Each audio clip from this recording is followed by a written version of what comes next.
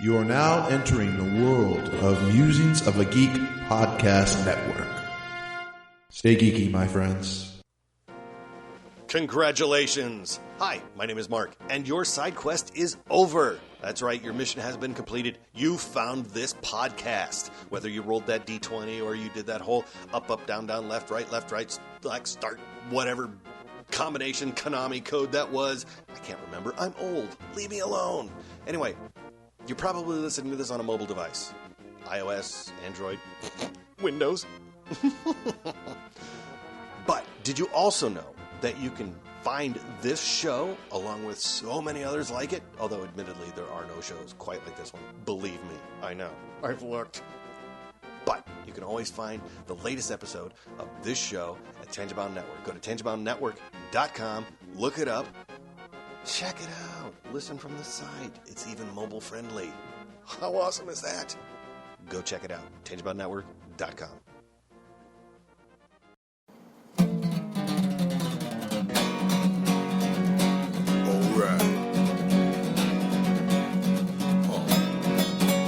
It's about comic books and movies. Growing up with Rokusuki. Superman before Zack Snyder ruined him. Man, that sucked. Michael Keaton was the best Batman, while Christian Bale was just deadpan. No one remembers the other ones.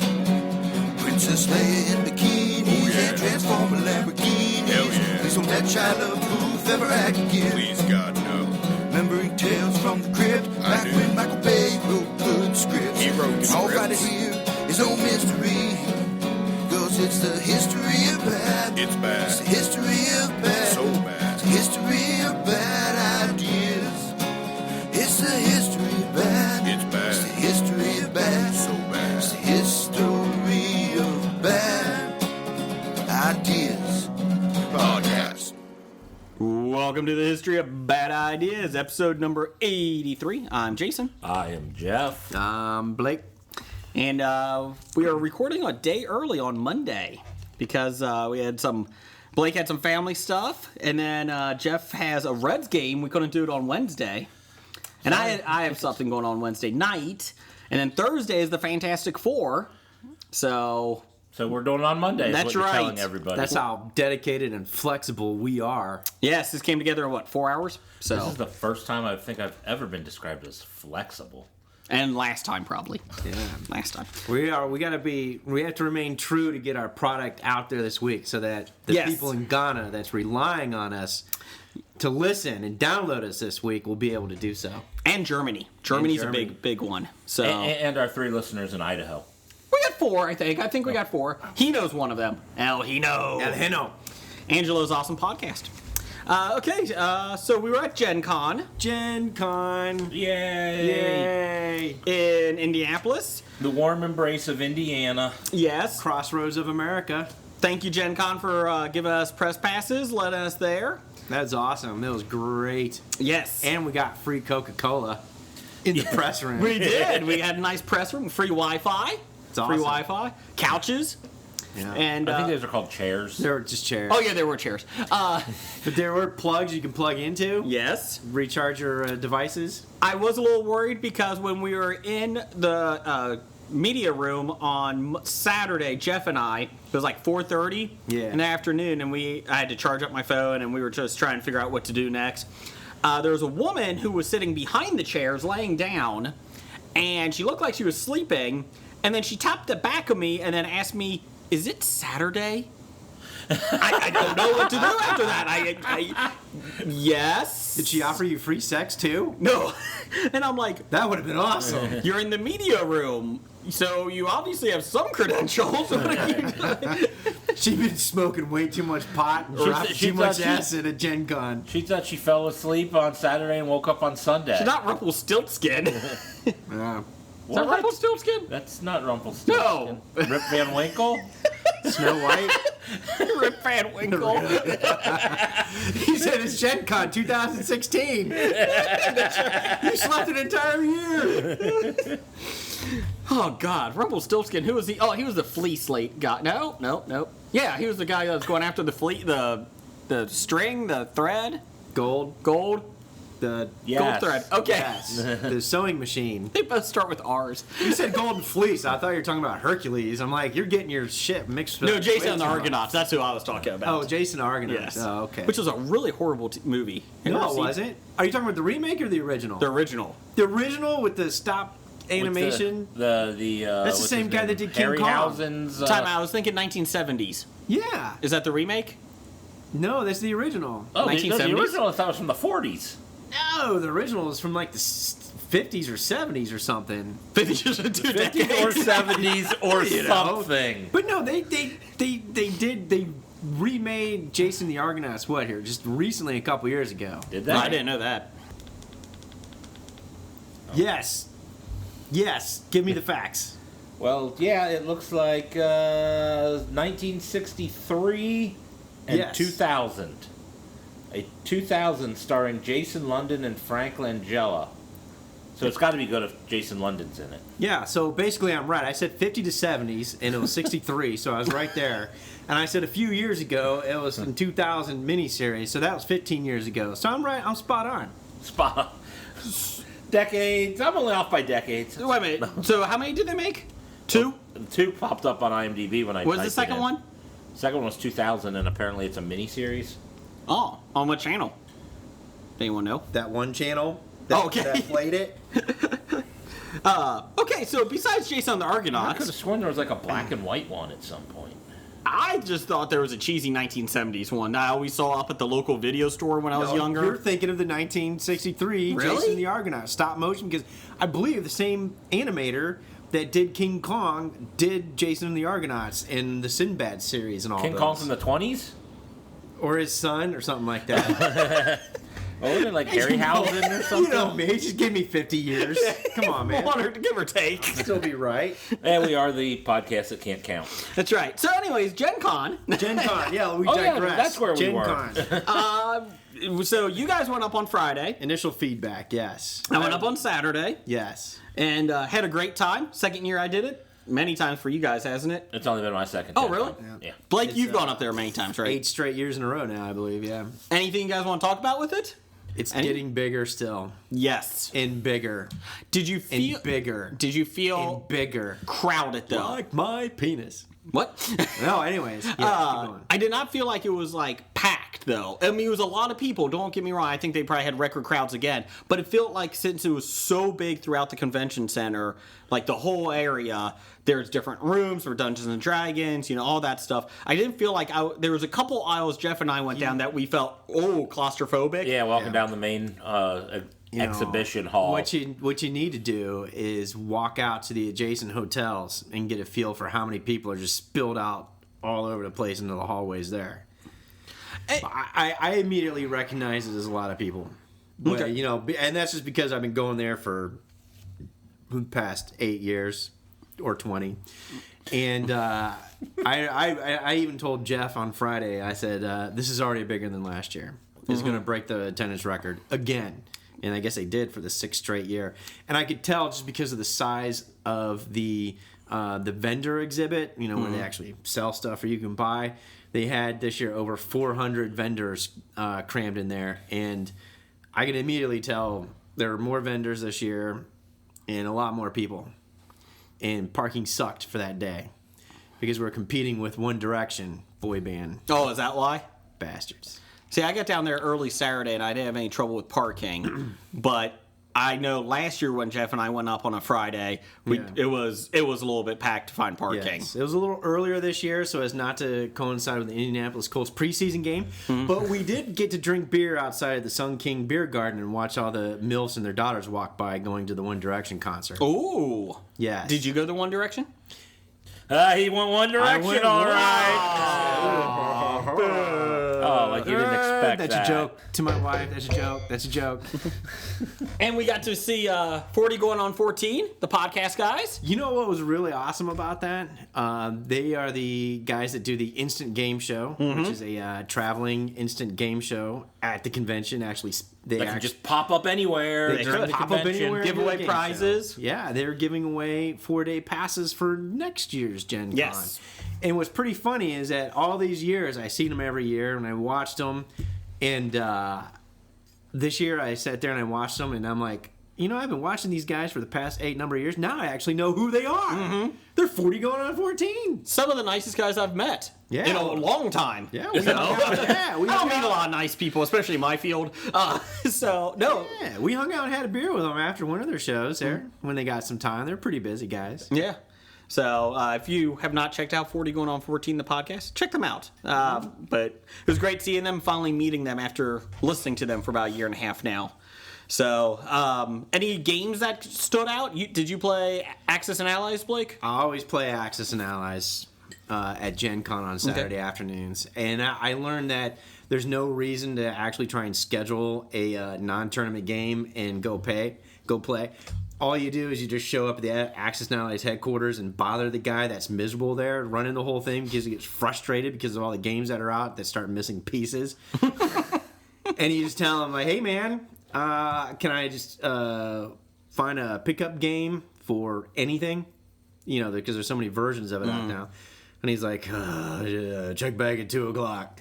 And so sure enough, we check back 2 o'clock, and there's some guy waiting to play another game. And say, hey, man, you want to play? Well, you want to play, D-Day version of Axis and Allies. And we're like, well, we just wanted to do the regular second anniversary of World War II. And we got him to play, and then some other people come by and like, hey, you want to play? We're setting up. And yeah, okay. Next thing you do, you just turn in your $2 generic cards and you just do a pickup game right there at the A&A tournament. Axis and Allies, not to go too in depth, but so it was you and your buddy that played. Me and my buddy John and his son. His son was able to play. His son okay. was able to play. We basically taught him how to play as we went. Oh, that's good. He's 10 years old. He's about the right age to get converted. Okay. And now, it was his first Gen Con, and he's hooked. You know what? He did look like he was having fun. Yes, he was. So you and your buddy and his son, were you all on the same side? Is that how Axis, or is everybody? We were allies. Okay, so there's only 2 sides, Axis and Axis.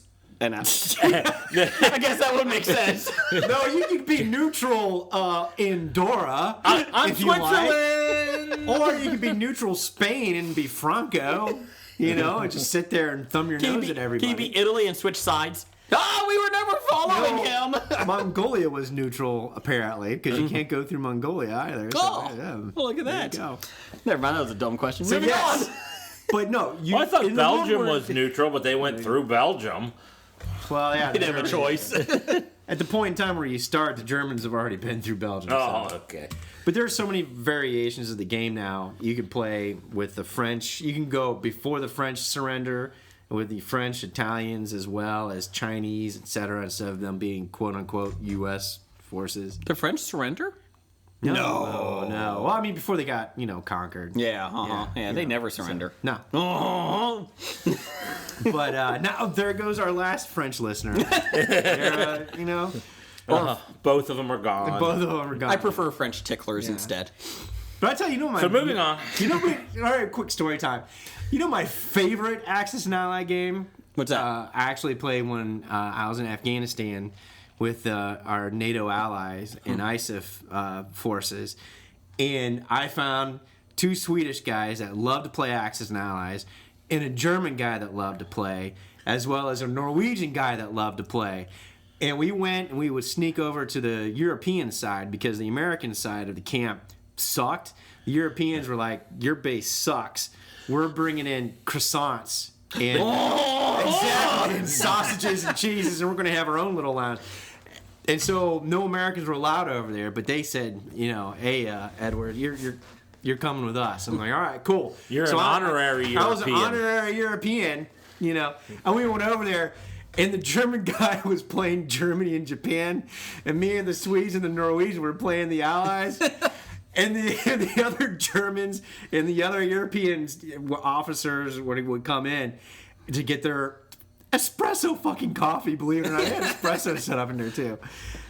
Would come in and they would take a look, and it was the most unpolitically correct thing you would ever see because the German guy's playing Nazis and we're playing Allies. I'm playing the U.S. The Swedes playing the UK, and the Norwegian guy he's playing Russia, and the German guy's playing Germany and Japan. And people will walk in, they do a double take. at the game that they're playing, and the German guys playing one. They're like, "What are you guys doing?" We're like, "We're playing World War II." And then they do a double take, and they look at me. They're like, "Oh, why are you silly American? Why are you allowed over here, you barbarian?" But The barbarian. so the barbarians were inside the gates. And so that was the funniest day. And every time somebody came in, they had to do double takes, and they'd walk out, and the five of us would just start laughing. It was funny. Did the Germans win? No, we won. Oh, okay. And Well, that's 4 against 1. I hope you did. That's exactly as the Swedish naval commander said, as right as it should be. You really do a lot better impersonations than me. Yeah, thank you. A lot better accent than you can pull off, Jason. Oh, Jesus crikey. We're talking about GenCon. I'm sorry. I digress. Well, we did play several games. Yeah, what games did you guys play? We played WWE Superstars. Yes, and Jason did so well at that. It's a new game coming out based, obviously, on WWE wrestlers, where you get your decks of cards and your little wrestling figures. You put them in the ring, and then you use the cards for movement. And Jason lost in the first round. Both games. Both games, Jason lost in the first round. I lost to the Big Show. I was Daniel Bryan the first time. And you lost to Randy Orton then. Yes. And then I became Randy Orton. And lost to the Big Show. Yes. So it was not a fun time. It was a good game, though. It's fun. The problem is I don't know if... my wife did say she would play the game with me, but she said she would mock me the whole time.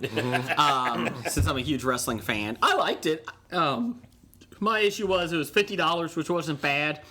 But they can do and you get 6 figures, and you actually get the little toy figures too. Yeah, that's the problem. Is I wasn't a fan of pretty much any of the wrestlers that were available in the. Yeah, it was Roman Reigns, John Cena, Daniel Bryan, Randy Orton, Big Show, and Big E. Like, why the hell is Big E here? Diversity. I guess. Put someone else in. Put Kofi. Give me Kofi.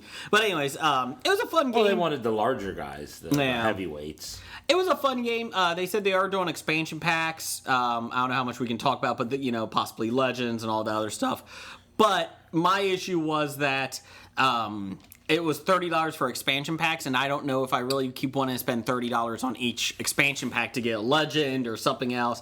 It was neat, but I kind of like my video game better, so I'm going with that. We saw I Know, the trivia game. Yeah, we got a little quick demo on how it works. And I wasn't too impressed. Wasn't too a big fan. Yeah, I mean, it's one of those games that people who aren't great trivia players have a chance, against playing against people who do know a lot of trivia. Mm-hmm. So they asked a lot of Katy Perry questions?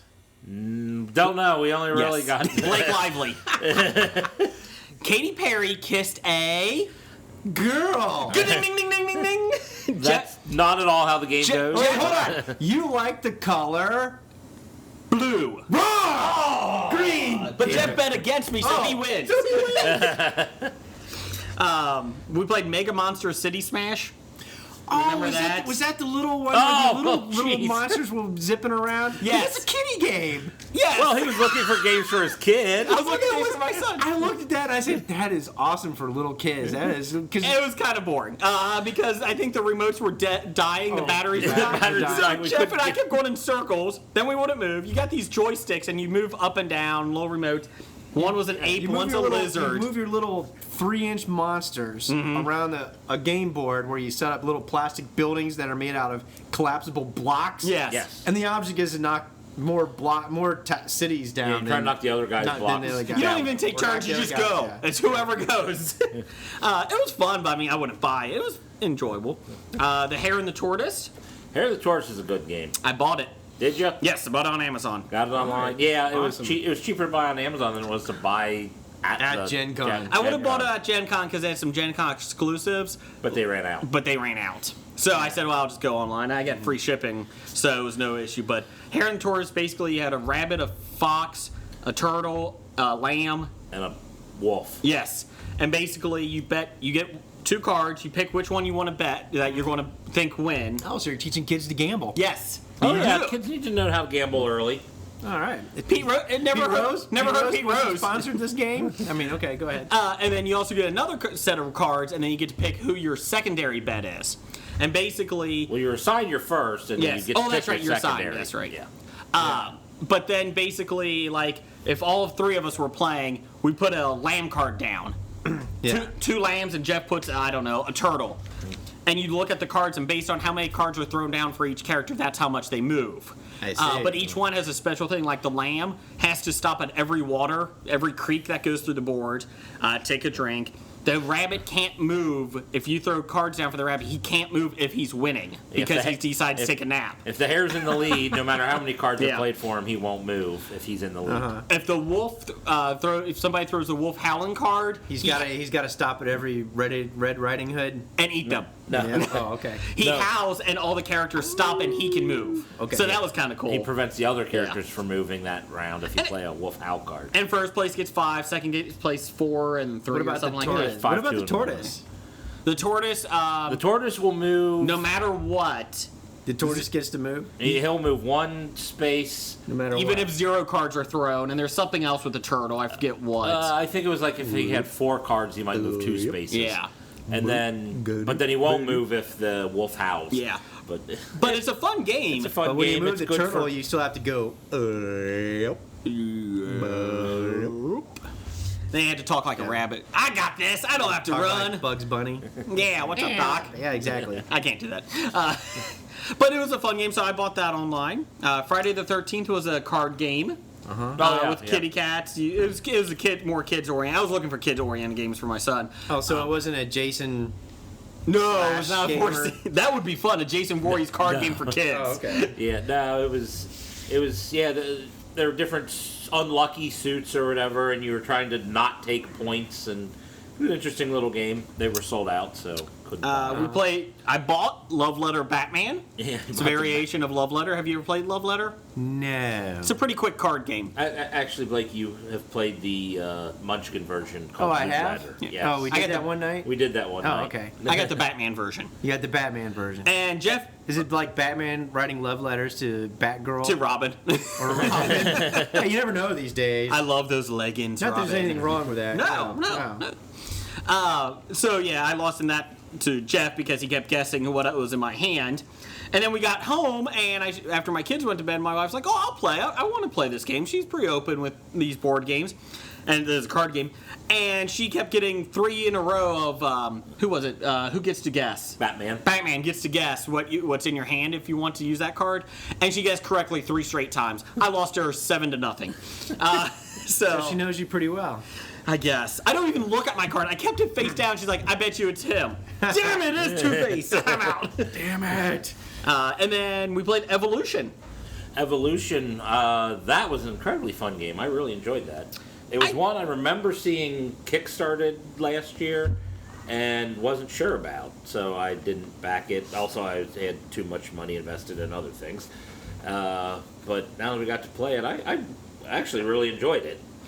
It's very, I don't want to say complex. It is complex. It's more complex than most games I play with you. I did like it. I liked it a lot. Yeah, well, what it is you are a it's the beginning of like new species, and your species are evolving, and so you're trying to collect more points through whatever, and then as Jason likes to do, his species became carnivores, so he can eat other people's species. We were playing with 2 women that we didn't know. It's not a game for vegans. No. Okay. Or passiveness.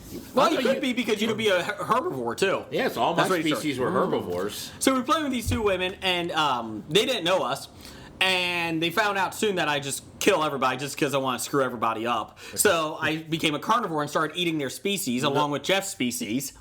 And they were so concerned about, protecting themselves, like, Brigger's going to kill, eat them. I came in last.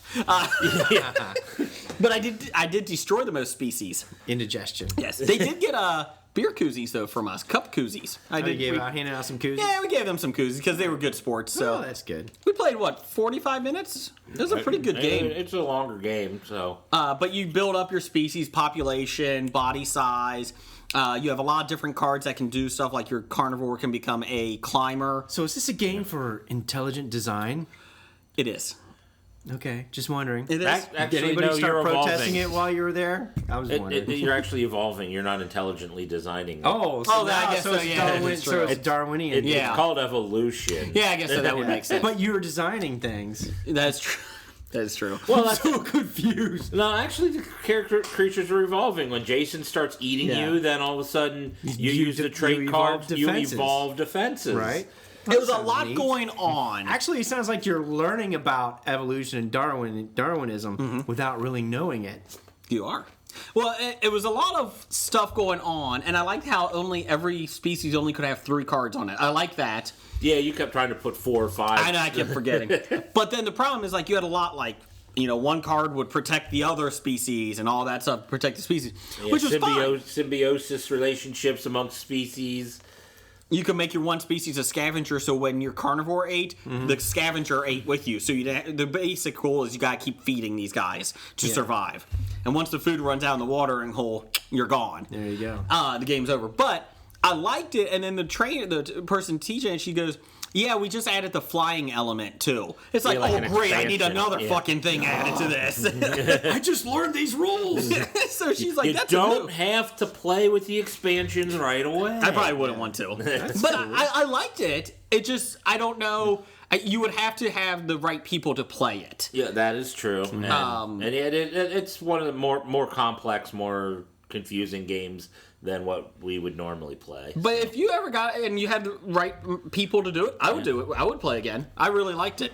So, Well, that's cool. What else? Any other games? I did buy a kids game. What was it? The log jumping game? Yeah, I forgot can't what it was remember called. what it's called. It was like Something like Frogger. something. It It was. was actually kind of designed The off old of video game Frogger. Frogger. You have a big board, Yeah. and my son loves it. He hasn't stopped playing it. Awesome. But you have 5 logs. You said, back in my day, I played that on Videos. And he's like, Played Dad, it on a board game. Wait, what? he's like, Dad, we have a Mario Kart. I'm not playing Frogger. But you have 5 logs, and you roll 2 dice. One's for the logs. You have to move them down the river, and you have coins on the other side, and you have to get your explorers across. And but the logs always have to be at least one touching it. Like they all have to have one part of their logs They have to be touching. bundled. Yes, but it's really fun, and he's liked it a lot. And like I said, he hasn't stopped playing. He even's been playing by himself. If we're like cleaning up after dinner and that, he starts playing. So Awesome. I really enjoyed it. I'll find out next week who makes it. I just forgot to write it down.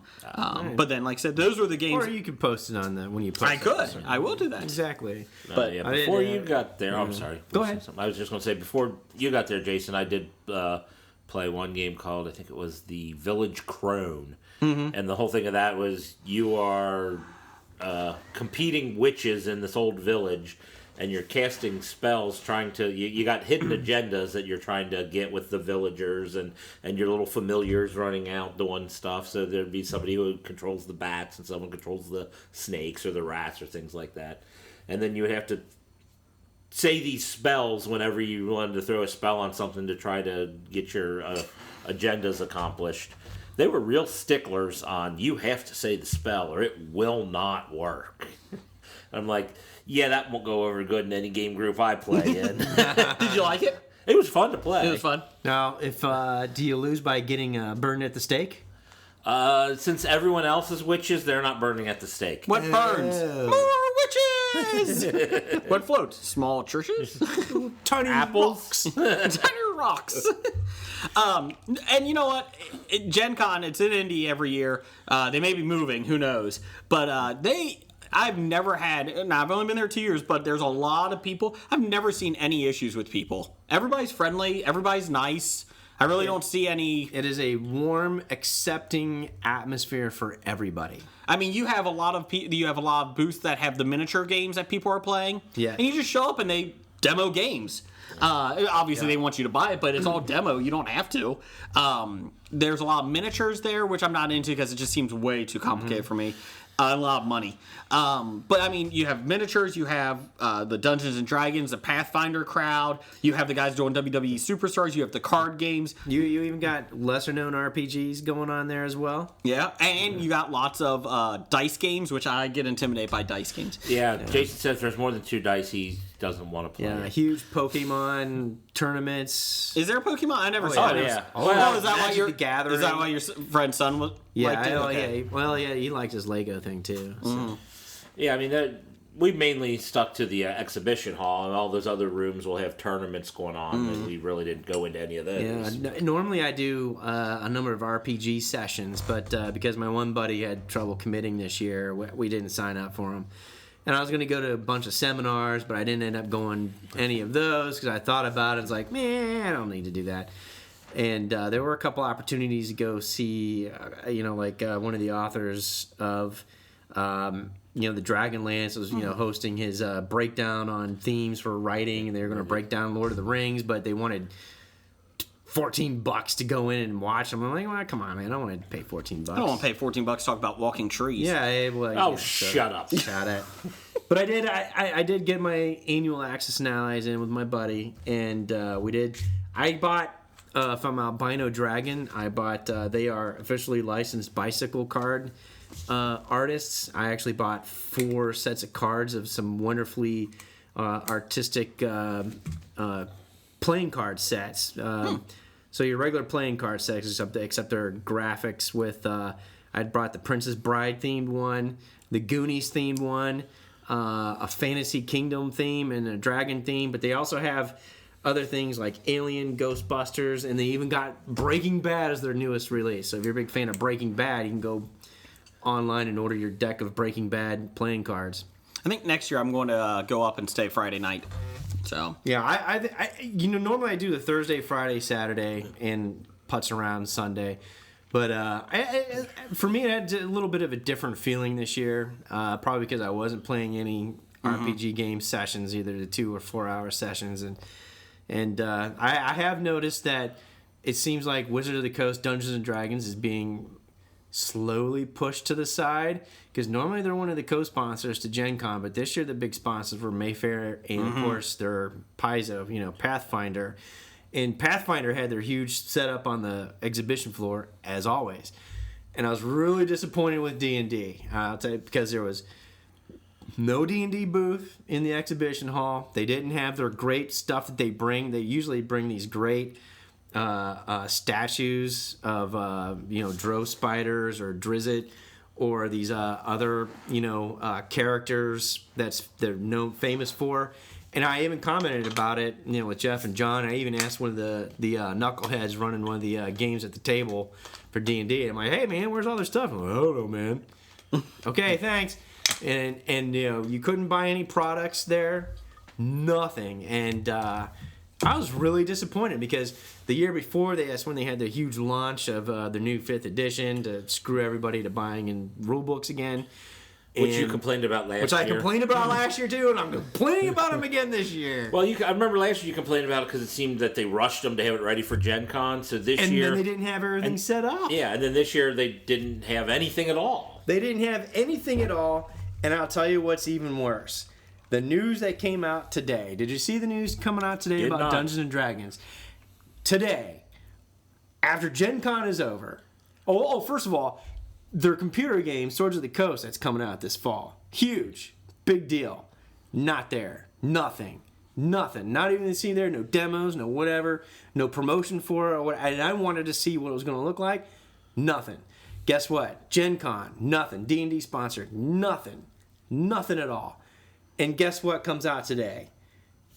Right after Gen Con, your best, the PR and marketing department for Wizards of the Coast, Hasbro, Dungeons & Dragons, they all ought to be fired. Because today they just announced, Warner Brothers and Hasbro announced a Dungeons & Dragons film franchise. I did see that. They could have done this bullshit fucking Friday night, a huge hold here, we're going to whatever. But you know what? Maybe Pathfinder is pushing them out of Gen Con, which would be... It kind of looks that way. And it kind of looks that way, and it's kind of weird, because this whole convention was started by Gary Gygax and TSR guys back in Geneva, Wisconsin. The guys who founded Dungeons and Dragons and TSR, and now their company seems to be squeezed out of the convention that they created. Yeah, that's pretty weird. That's what happens when you screw up. Big time. But anyways, favorite day, Saturday, costume day. Yes. The parade and the costume contest. Although it's acceptable and expected, if you want to dress up for all 4 days and run around, you can do that. I've seen a lot of the same people there, for the couple days that we were there, wearing the same costume. And I hope they washed it because, they start to get smelly. I heard your favorite one was Star-Lord? Yes. The first time, all right, there was a 5'6" Chris Pratt lookalike.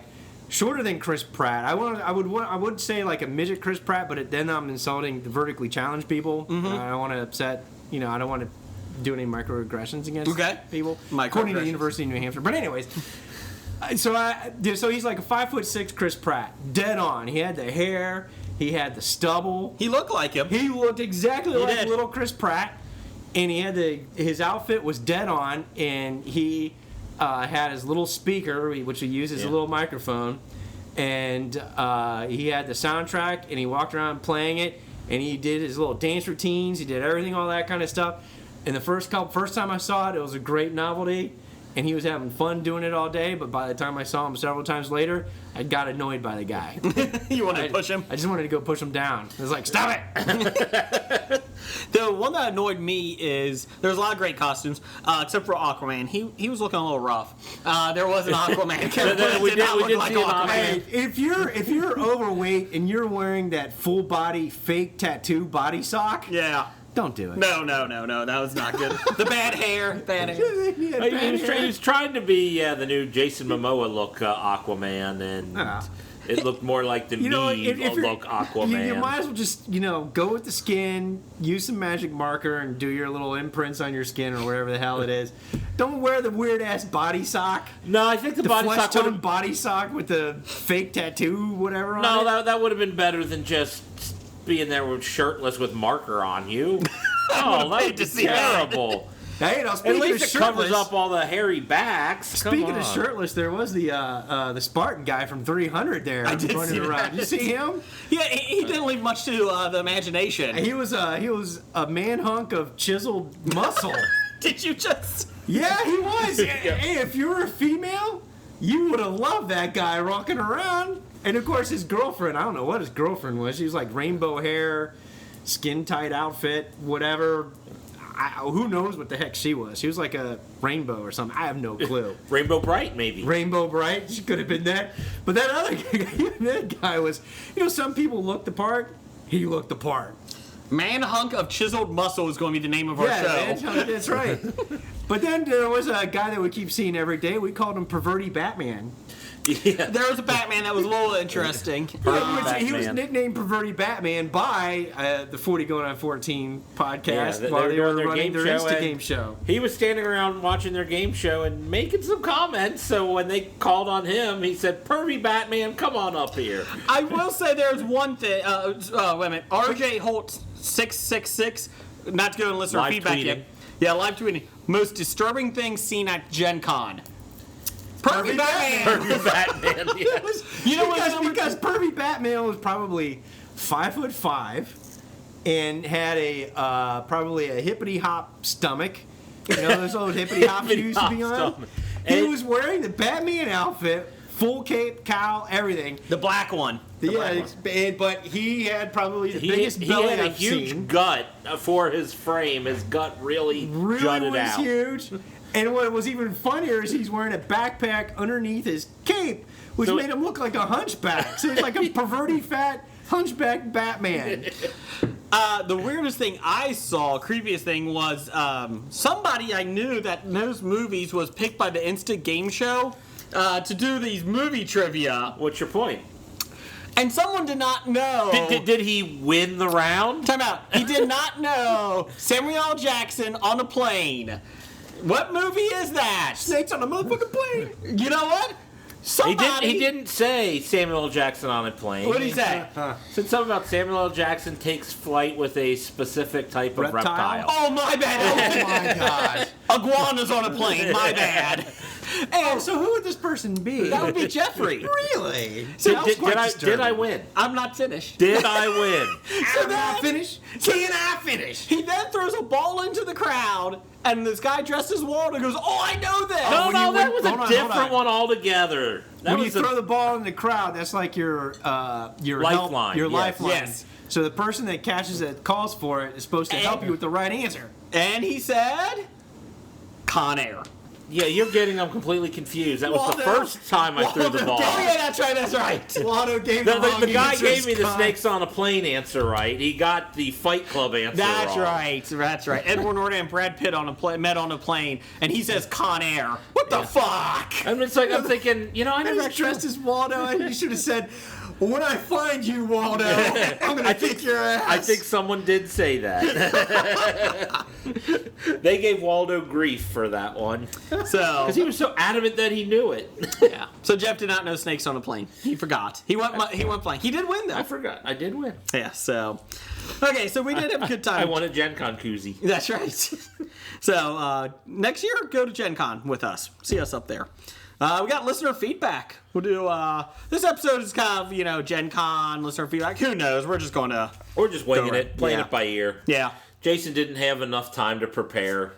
And I really didn't care. I had 4 hours. We're like 5 hours for the.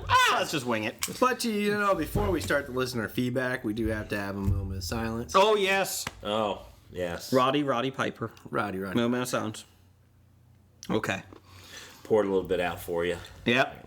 I liked Roddy. He was always great. Not only was he out of chewing bubble gum, and he's not kicking ass anymore. Ronda Rousey, who is known as the Rowdy One, Roddy Piper gave his blessing for her to nickname it. Oh, okay. The UFC fighter. She dedicated her 34-second win to Roddy Piper, which was the greatest thing. I'm not a big UFC fan, but oh my god, that was great. The only next thing she needs to do is start Rowdy Ronda Pitt. Rousey's Pitt. Exactly. So she could bring people on to interview and then beat the shit out of them. She could have done that after the fight on Saturday. Well, you know what? She almost kind of did her own little Piper's Pit there in the ring when she got done with old what's-her-name and said, "Don't cry." Yeah, that was awesome. Because that other You know lady, what? that other lady took it a little too far with personal attacks on her family and all that. Yeah, kind of because stuff, her- and talking shit to Ronda. Rhonda's dad committed suicide when she was 15, and she said in an interview, everything's going good for Rhonda now, but I worry about her when she loses. I'm paraphrasing. I just hope she doesn't go and commit suicide. Ha ha ha. And she's like, "Oh, I didn't know that her dad committed suicide." It's like bullshit. And Rhonda, to her credit, is awesome. She doesn't say a word. No. She's like, "Whatever, that's fine. We'll talk about it later. Let's just have the fight." And she went out there and whooped her ass. And after she did, she just told the woman, "Don't cry. Don't cry." Yeah, that was pretty awesome. She's a classy figure, too. Did you see her? She does everything right. Did you see her other comment after the match? Rhonda said, No, what she's was that? like, "Next time I would advise people not to talk about my family." Like she needs more ammunition to beat the crap out of you. Exactly. I would be kissing her ass all the way up to the fight. This is going to be a great fight. I really hope, one of us, we're going to come out the best for it. It's a matter of time until they find a 135-pound guy to fight her with. Floyd And then, Mayweather. And I when she I called think it'll him be out, great. was It'll be great. like the battle of the sexes. And Billie Jean. yeah, throw Billie back Jean to the King. Billie Jean King tennis match. Battle of the sexes. I would like to see Yeah, but Ronda kick the guy's ass. she beat like a 63-year-old retired guy in the Battle of the Sexes. Yeah, well, Billie Jean. Yeah. But you know what? I think the best meme I saw on the Facebook today was it's got Ronda Rousey on in her little champion ring, and it says top of it says 34 seconds. Then the bottom of it was, "Yeah, that's about how long I'd last too." I did see that one. what I mean? I did see that one. No, Blake, I don't know what you mean. Well, no. In the fighting ring. Like the last okay. 34 Know what I mean? seconds Know of what I knockdown. mean? Wink, wink, wink, wink. Know what I mean, Vern? Say no more. Say no wink, more. Wink, nudge, Nudge, nudge. nudge. Wink, wink, nudge, nudge. So Doug's So, not, anyways, Roddy Piper. yes. So Doug's not here this week, so he can't do number one fan. So Doug, number one fan, can't give yourself a nickname. Blake, what does he say? From Doug, who was giving us great, insightful Yes. feedback. So, does Fantastic Four underperform this week at the movies? Does anyone care, or is there any hype for this movie? Well, I suppose it all depends on what you consider underperform. I mean, does it do as much as any of the other recent superhero movies? Does it hit 40 million? Oh, 40 million. Because we're going Thursday. Yes, we are. I have no expectations. I expect this to be a piece of shit. I'm Because cautiously optimistic. Because of two reasons. I don't give a shit about these guys. I don't care about the comic book. I was never a fan of the comic book. And two, I've seen the other two shitty movies. 3, if you count the Roger Corman one. Which I still contend might be better than their first one that Fox put out. Fox. So I really don't care. I'm going there to see it as a train wreck, and if it's better than that, I'll be happy. See, my feeling is everyone's talking about, I think what people who are Fantastic Four fans are concerned about is it looks to be too different than the characters are. So in my opinion, they might actually elevate the characters to make them better. The issue is what I'm hoping for. The issue is director Josh Trank has been put through the ringer by 20th Century Fox. There's been some issues. There's been a lot of talk and they had to bring another director in supposedly to do reshoots because Trank isn't getting along with the studio. They've had Kate Mara, who looks like the most boring actress ever.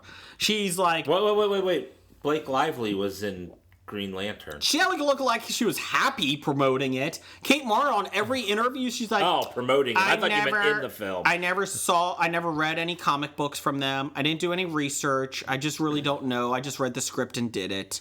And it's like, oh, well, okay, you don't have to read comic books, but, have some Greek credit. Be excited. At least know who's say, I got paid, bitch. Yeah, Michael. I have respect for someone who said that. I got paid. Michael B. Jordan, at least, is saying, I didn't read the comic books growing up. Nobody reads Fantastic Four except Nickel from Graphic Novice. But anyways, it's like Superman from last week. No one cares about Superman. But at least Michael B. Jordan's like, no, but I read the script and it was, about these kids trying to find their own and, he's trying to sell it. Kate Mara's like, no, I just got my hair cut. It got short. I don't know. I just had to look good. And she's a scientist, so... I got to wear spandex. Did you get to say long words? Yes, like Newfoundland. I didn't get to eat Terry. cupcakes during filming for my figure. Miles Teller. Miles Teller is in it too, and I really don't care about him, but, good for him. Yeah, if you're in a movie, at least act.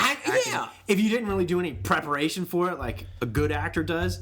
At least pretend you did when you're doing interviews. You're acting! At least act like you're acting like you're enthused about it. The issue is 20th Century Fox has put in an embargo, not just on Graphic Novice, but they put an embargo on movie reviews, film critics. They cannot release it until Thursday night or Thursday afternoon. They bumped it up. They were getting so much trash and feedback and basically backlash from the social media. They said, oh, we meant Wednesday. That was our bad. You can put the review out Wednesday afternoon. No, we said Wednesday. Yeah. And you guys know? We said Kate Wednesday. Mara, can you act like that? Can you act and tell them that?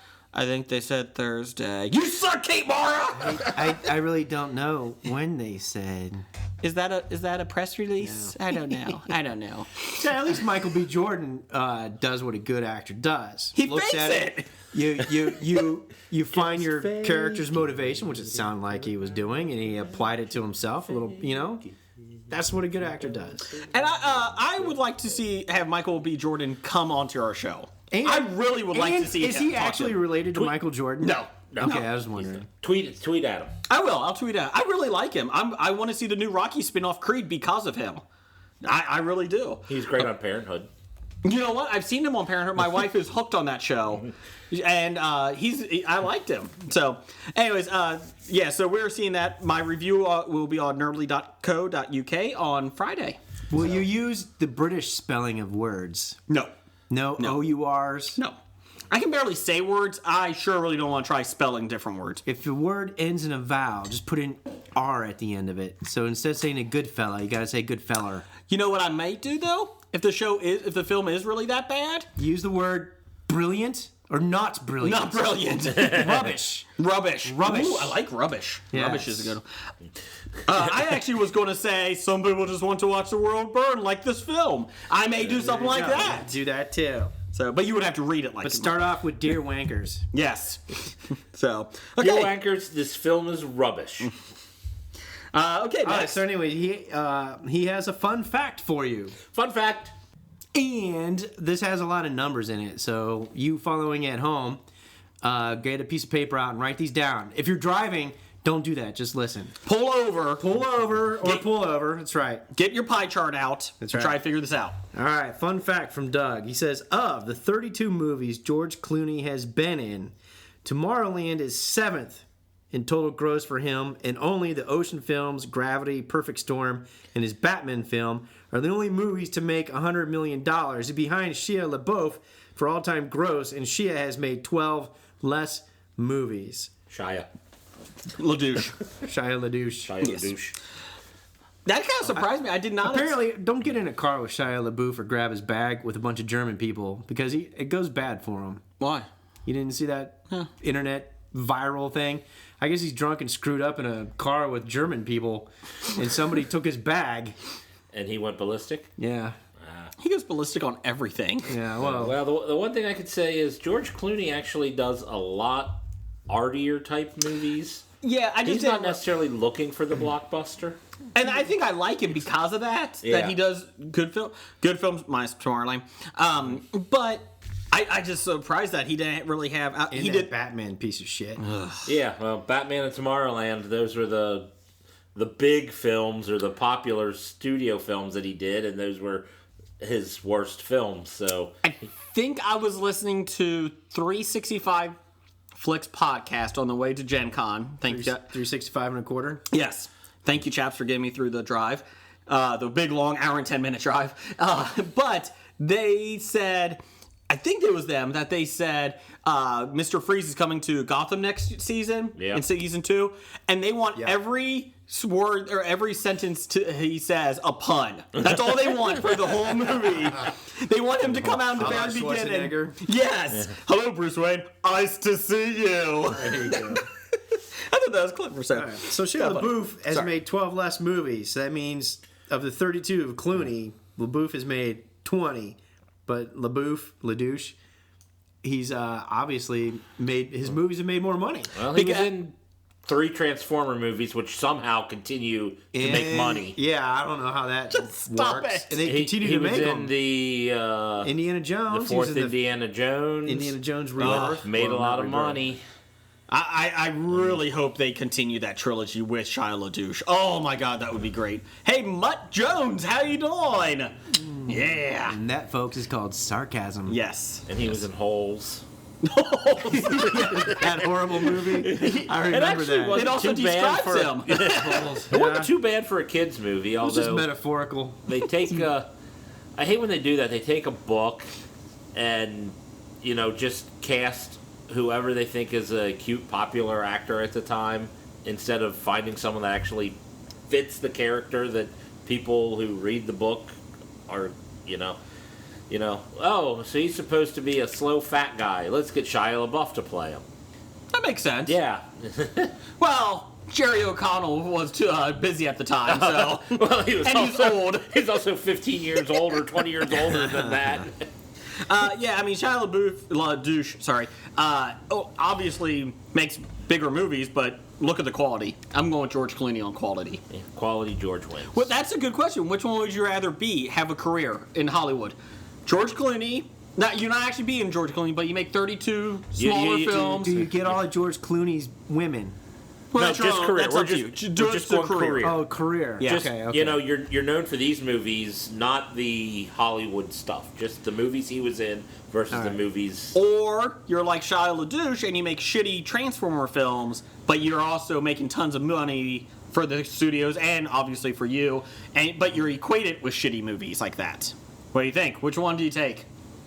Personally, I believe that you can reach a level where this is enough money. I don't need to make tons and tons of money. So as long as I'm at this level and I can be at this level making the movies that I think are good, I would rather do that. I agree.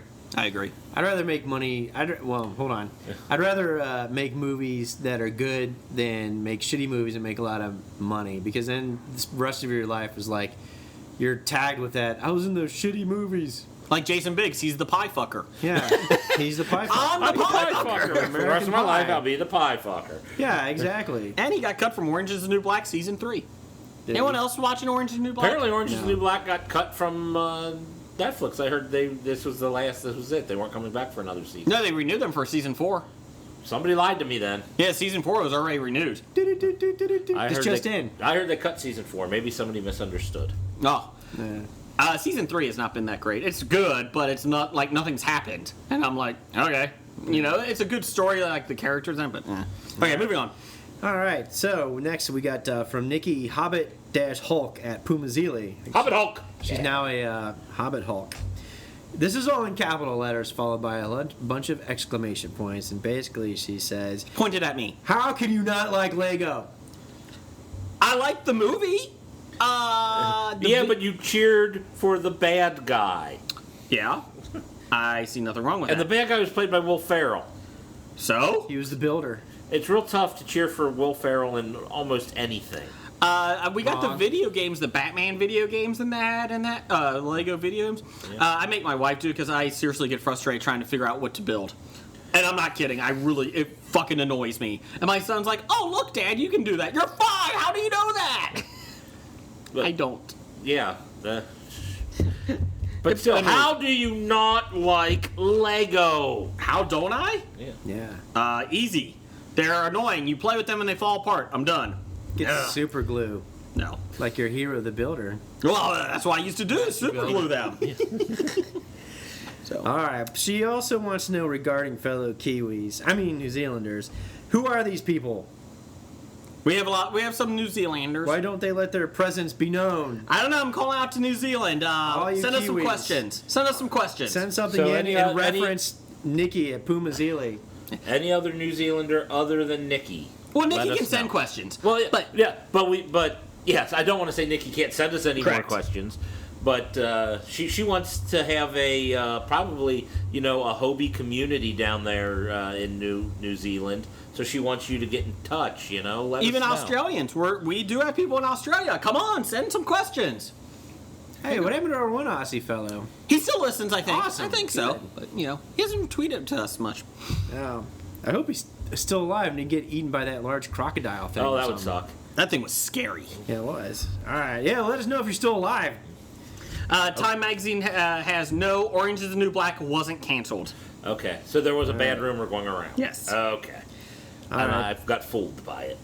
Okay, All good. right, so following up, Nikki, she's got one last thing. She says, without listening to the rest of the discussion at Bad Ideas podcast, I thought it was because Vision had pure intentions that he could lift the hammer. We had a news story about why Vision was able to lift Thor's hammer.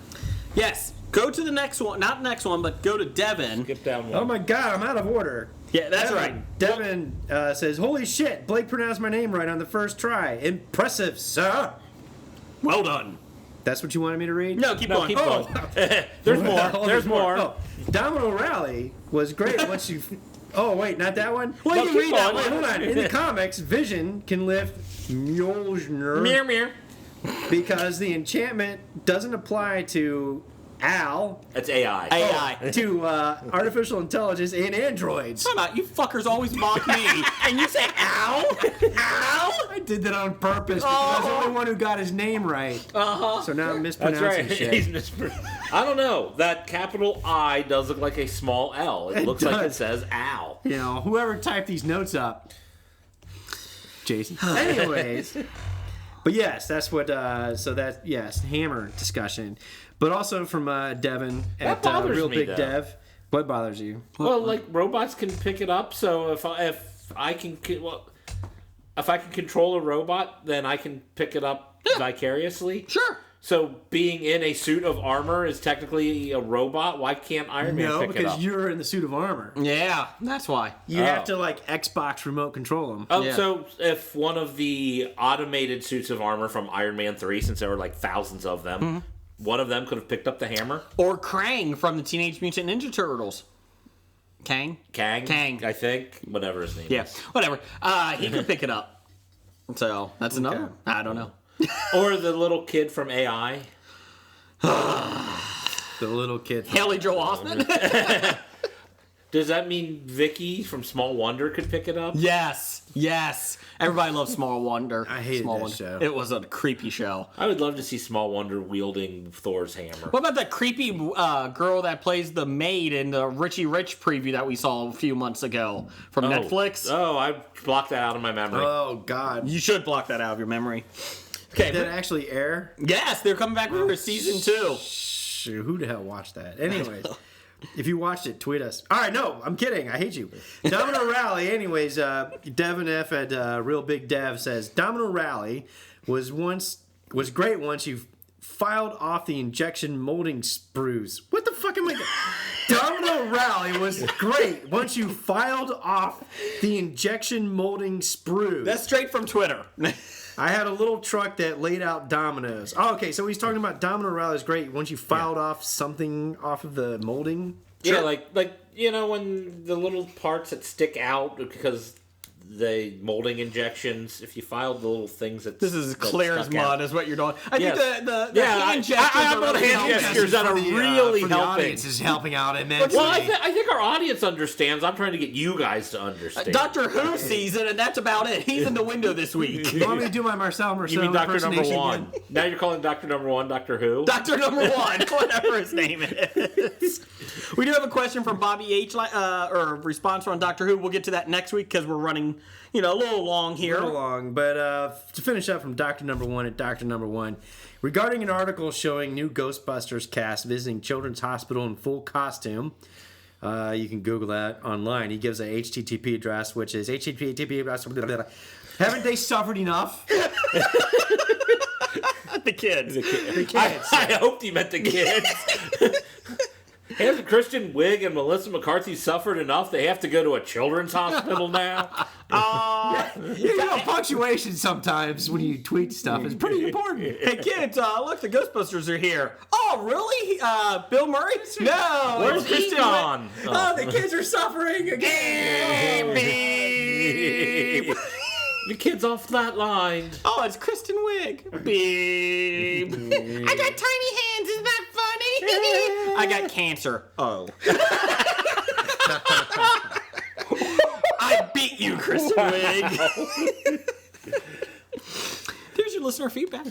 It's time for another installment of the News of the Geek. Okay, here's the best one. I love this story because I've been following it. Well, I don't know. I think they said it's been in development hell since 2009, 2010. What has been? The Crow reboot. Oh, let's reboot it. Oh, I would be interested in that if they didn't screw it up. Well, Or you can just go back and watch the original film and like enjoy it. I do like it. And I do enjoy it. Bag, fuck, you're dead. okay. I love the original. It's very. Even the soundtrack is good. Soundtrack is good. The Crow reboot hit another snag when the Hollywood Reporter is stating that pre-production has completely stalled, with an entire production crew said to have left the project, and the studio, Relativity Media, has filed bankruptcy on Thursday. Well, that means it's going to be real difficult for them to make a movie. Just to give you some of the issues in development hell with this, they lost, I think, at least 3 leading stars of the movie, like the main actors, including the latest star, Jack Huston. I have no idea who that is. Anybody know? Don't know who he is. I'm going to say Divergent. You know why? Because everybody seems to be Divergent or Maze Runner or something. Right. He bowed out A few weeks ago. They've had a revolving door of directors. Well, Luke Evans was in it. Oh, yeah, that's right. Luke Evans was the main He star. departed. In January. And there was somebody else that was Tom Hiddleston? Was he looking at it? Wow. Or there was another one, like a decent-sized star. He backed out. Ugh.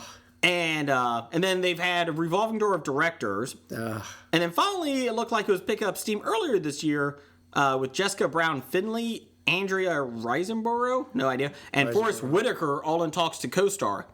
And now it's been bankrupt. Can we just end this now? There's a reason. There's no way that this will be good now. That's all there is to it. And you know what? If the stars are backing out, directors are backing out, it basically means that the studio that's owning this is basically fucking it up big time. Well, now they are because they're bankrupt. Well, now they are because now they're bankrupt. Yeah, now they're Would you think you would be pushing to get this made if you're that studio, if you know you're going bank or you're in dire need? just do it right?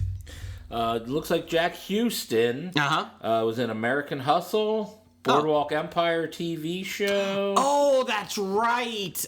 In Boardwalk, hit the Boardwalk Empire. Who he played in that? It says Outlander. He's the Outlander from 2008. At the other movie. He wasn't. Who was he? Oh, you want his character's name? No, not even. Richard Harrow. Okay. Yeah, he's that one guy. If I see his picture, I would know it. 41 episodes. Yeah, I remember seeing his picture and knowing who he is. Okay. He was an Outlander, wasn't it? The Tom Cruise. Is that the movie? Let me see. The movie? Or are we talking about the I have no idea. I TV think it's show? Movie. Not the new Outlander. Was that the one where he was an astronaut and they cloned him and they invaded Earth with him? And it's Jim Caviezel. Oh, no, that was the new one. That was... then he's in the zones. End of Time. No, what was that? Oh, that one. Edge of Tomorrow? Edge of Tomorrow. Oh, yeah, Edge of Tomorrow. Oh, jeez. We were way off. Samsonite. We were way off. Hey, give me 2 decades. I'll get it. I'll get it within 2 decades, all right? That's an IOU right there. That's right. No, Outlander starred Jim Caviezel, Sophie Myles, and John Hurt, along with Jack Houston. Is that the sequel Ron to The Perlman Passion of the was in Christ? it, too. No, every movie that Jim Caviezel does is not Passion of the Christ related. I beg to differ. Do they have Christ themes? He kept coming back. They couldn't kill him. Self-sacrifices. I keep having holes in my hand. After reports earlier this week that said 20th Century Fox's Gambit may be losing Channing Tatum. Oh, no! And I made a push for it, and I think I got it. I don't think you did get it. Keep reading. Time out. Hollywood Reporter states that is now confirmed that Tates has closed the deal. I will say, little behind the scenes thing. My agent played hardball with 20th Century Fox. We did ask for some outlandish things. I do apologize. I would be more than happy to be in Gambit. I don't have to be his. I don't have to be Gambit. I could be his brother, his younger brother. It's like twins. The movie. You could be Standing Man number 2. Yes. Like in the background. Just stand there. No, he needs lines. They did offer me a role as the pastry chef in the bakery because I gave my, would you like this croissant that I charged up and threw at you? I am Remy LeBou. You know, the good part is the 2 French listeners we had already turned us off. Yeah. So there's no way that they'll be offended now. But I think all our Creole listeners are very offended. Oh, wait a minute. We do have the French Canadians. I gotta say. We do have Quebecians. My French Louisiana accent is... that's more like South Carolina. No, you need to be more, we more, I get on down and no long. I'm not Waterboy. No, you gotta be no. That movie took place in Louisiana. I gotta say, I do declare. No, I do declare. That's the only Southern line you say. Trying to be Southern, I have to say I do declare. I do declare, I like my grits, especially charged up. Let's go back to the French chef. Anyway, so he's now signed on. The big thing is that one of the things they were talking about, the reason why he was hesitant is they were trying to make him basically the focal point of the whole X-Men franchise. So they were debating on how many movies he would be in. With Hugh Jackman gearing up for his last run as Wolverine, Remy LeBou, a.k.a. Gambit, is the new anchor in the X-Men universe. Headline his own films and joining others. I think that's not a great thing. That Remy LeBeau, not to be confused with Remy LaCroix. It is Remy LaCroix. What's Remy LaCroix? Don't look it up. Remy LaCroix, huh? So the Hollywood Reporter also notes back end, speaking of Remy LaCroix, back end compensation was also taking point. 98%. I have never seen Blake turn that shade of red before. 98% of our audience. What the fuck are they talking about? Are you Googling it yet? Oh, I'm Googling it. Okay. Don't do it. Anyways, Remy LaCroix A.K.A. Gambit. That's Remy LeBeau. Oh, whatever. Back in. Oh, God. Moving on. So yes, Tates is coming back to is going to be Gambit. Good for him. I like Tates. I don't know if Gambit should be your main central point, but good for them. Okay. Whew. William Shatner, in a new documentary called Chaos on the Bridge, states all was not well during the Star Trek Next Generation series. He states Star Trek creator Gene Roddenberry tried to derail it. He sent attorneys to the studios and to the soundstage, wasn't it? Basically, this set to bitch about everything. Yes. And Roddenberry's inner circle constantly cycled throughout the set, meddling always on the behalf of Roddenberry, and they sowed numerous seeds of discord throughout the cast. It was like high school. It felt like it seemed. Yeah, it was like he sent an army of people to bitch and complain about the whole new kickoff. His one lawyer managed to get into a screaming match with Pike, which I think is one of the main people there, which the ex-chief yelled at him, "I hope you die," at his attorney, "I hope you die." So that was good. Yeah, that's always attorney-like. Roddenberry, the documentary reports that Roddenberry had little to no desire to even relaunch the franchise, only decided to sign on once Paramount prepared to do the Next Generation without him. And Roddenberry, claiming he was friends with Scientology founder L. Ron Hubbard, he insisted on a utopian world which hamstrung the show's writers, who struggled to create a drama in the 23rd century without greed, jealousy, violence, or any other hook that breeds story arcs. I want you to write this story in this perfect world. So does the perfect world fall apart? No. We're just going to talk. We're going to play chess. Everybody's happy. Well, see, that's why it was always the outside aliens invading and disrupting our perfect world. Oh. Did you find Remy LaCroix? Yeah, I'm actually kind of excited. Go ahead, explain who. Well, it was as an American pornographic actress. But before entering the adult industry, LaCroix was a specialty dancer whose performances included fire dancing, aerial skills, and hula hooping at Burning Man, as well as hula hoop music at Burning festivals. Man! She also has a bachelor's degree in biology. Good for her. She started in the industry in December 2011 with a gangbang scene for kink.com. She worked for 6 months before announcing that she was leaving porn, citing burnout. Although burning. I don't know which one. Although she continued to honor previous commitments, worked for the talent department at kink.com, and promoted her unreleased movies. Then she decided to return to shooting in November of 2012. That was a strong commitment to quitting. She was scheduled to be a judge on the web-based reality show The Sex Factor, which was a pornographic version of The X Factor. How do you do your tryout? You got 90 seconds. Get it done. Yeah, she's also known for her back end. That's why I lost it. But anyways. My favorite part about this, though, is gangbang scene is a clickable... I would advise you not to click that. It's on Wikipedia here, so I want to see how Wikipedia describes. Well, it's your computer. Go ahead. Gangbang scene. Nope. Can we go ahead and delete that whole segment? Nope. We're not going to. Gangbang pornography is a type of pornography that depicts an individual engaged. Blah blah blah. I just spilled my beer on my shirt here. That wasn't beer. Patrick Stewart was not the initial choice for Picard. Yaphet Kotov was the top. Kotov? Was he the Russian comedian? No, that was Yaphet. Wow, you are so close on that one. He only became captain after auditioning with a wig that had been FedExed from London to his Los Angeles audition.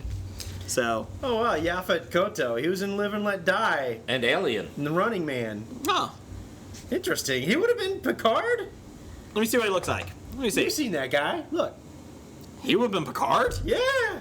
He was also a bad guy in Commando, maybe? Yeah, something like that. Probably. Quickies, Ian McShane is heading to Game of Thrones for the show's 6th season. Yeah. First big name to be confirmed. As to who McShane will play in Game of Thrones, the network is insane, but according to Entertainment Weekly, Sources say McShane has a relatively small amount of screen time during the season, yet his character is of key importance. That says to me... He's Peter Dinklage's dad. No, he's already been killed off. That says to me... Spoiler alert. Flashback. Tower of Joy. Yay! That's right. He probably wields a sword called the Morning Sword. Yes. Yes. I'm not going to say who he is. I don't want to spoil it. Yes. That sounds thrilling. It's not Remy LaCroix. Or Remy LeBeau, for that matter. Remy LeBeau. I am Remy LaCroix. Oh, I am Remy LaCroix. Woo! She was of German and Portuguese descendants. Sven. So I know Sven. Jeff is now fixated with Remy.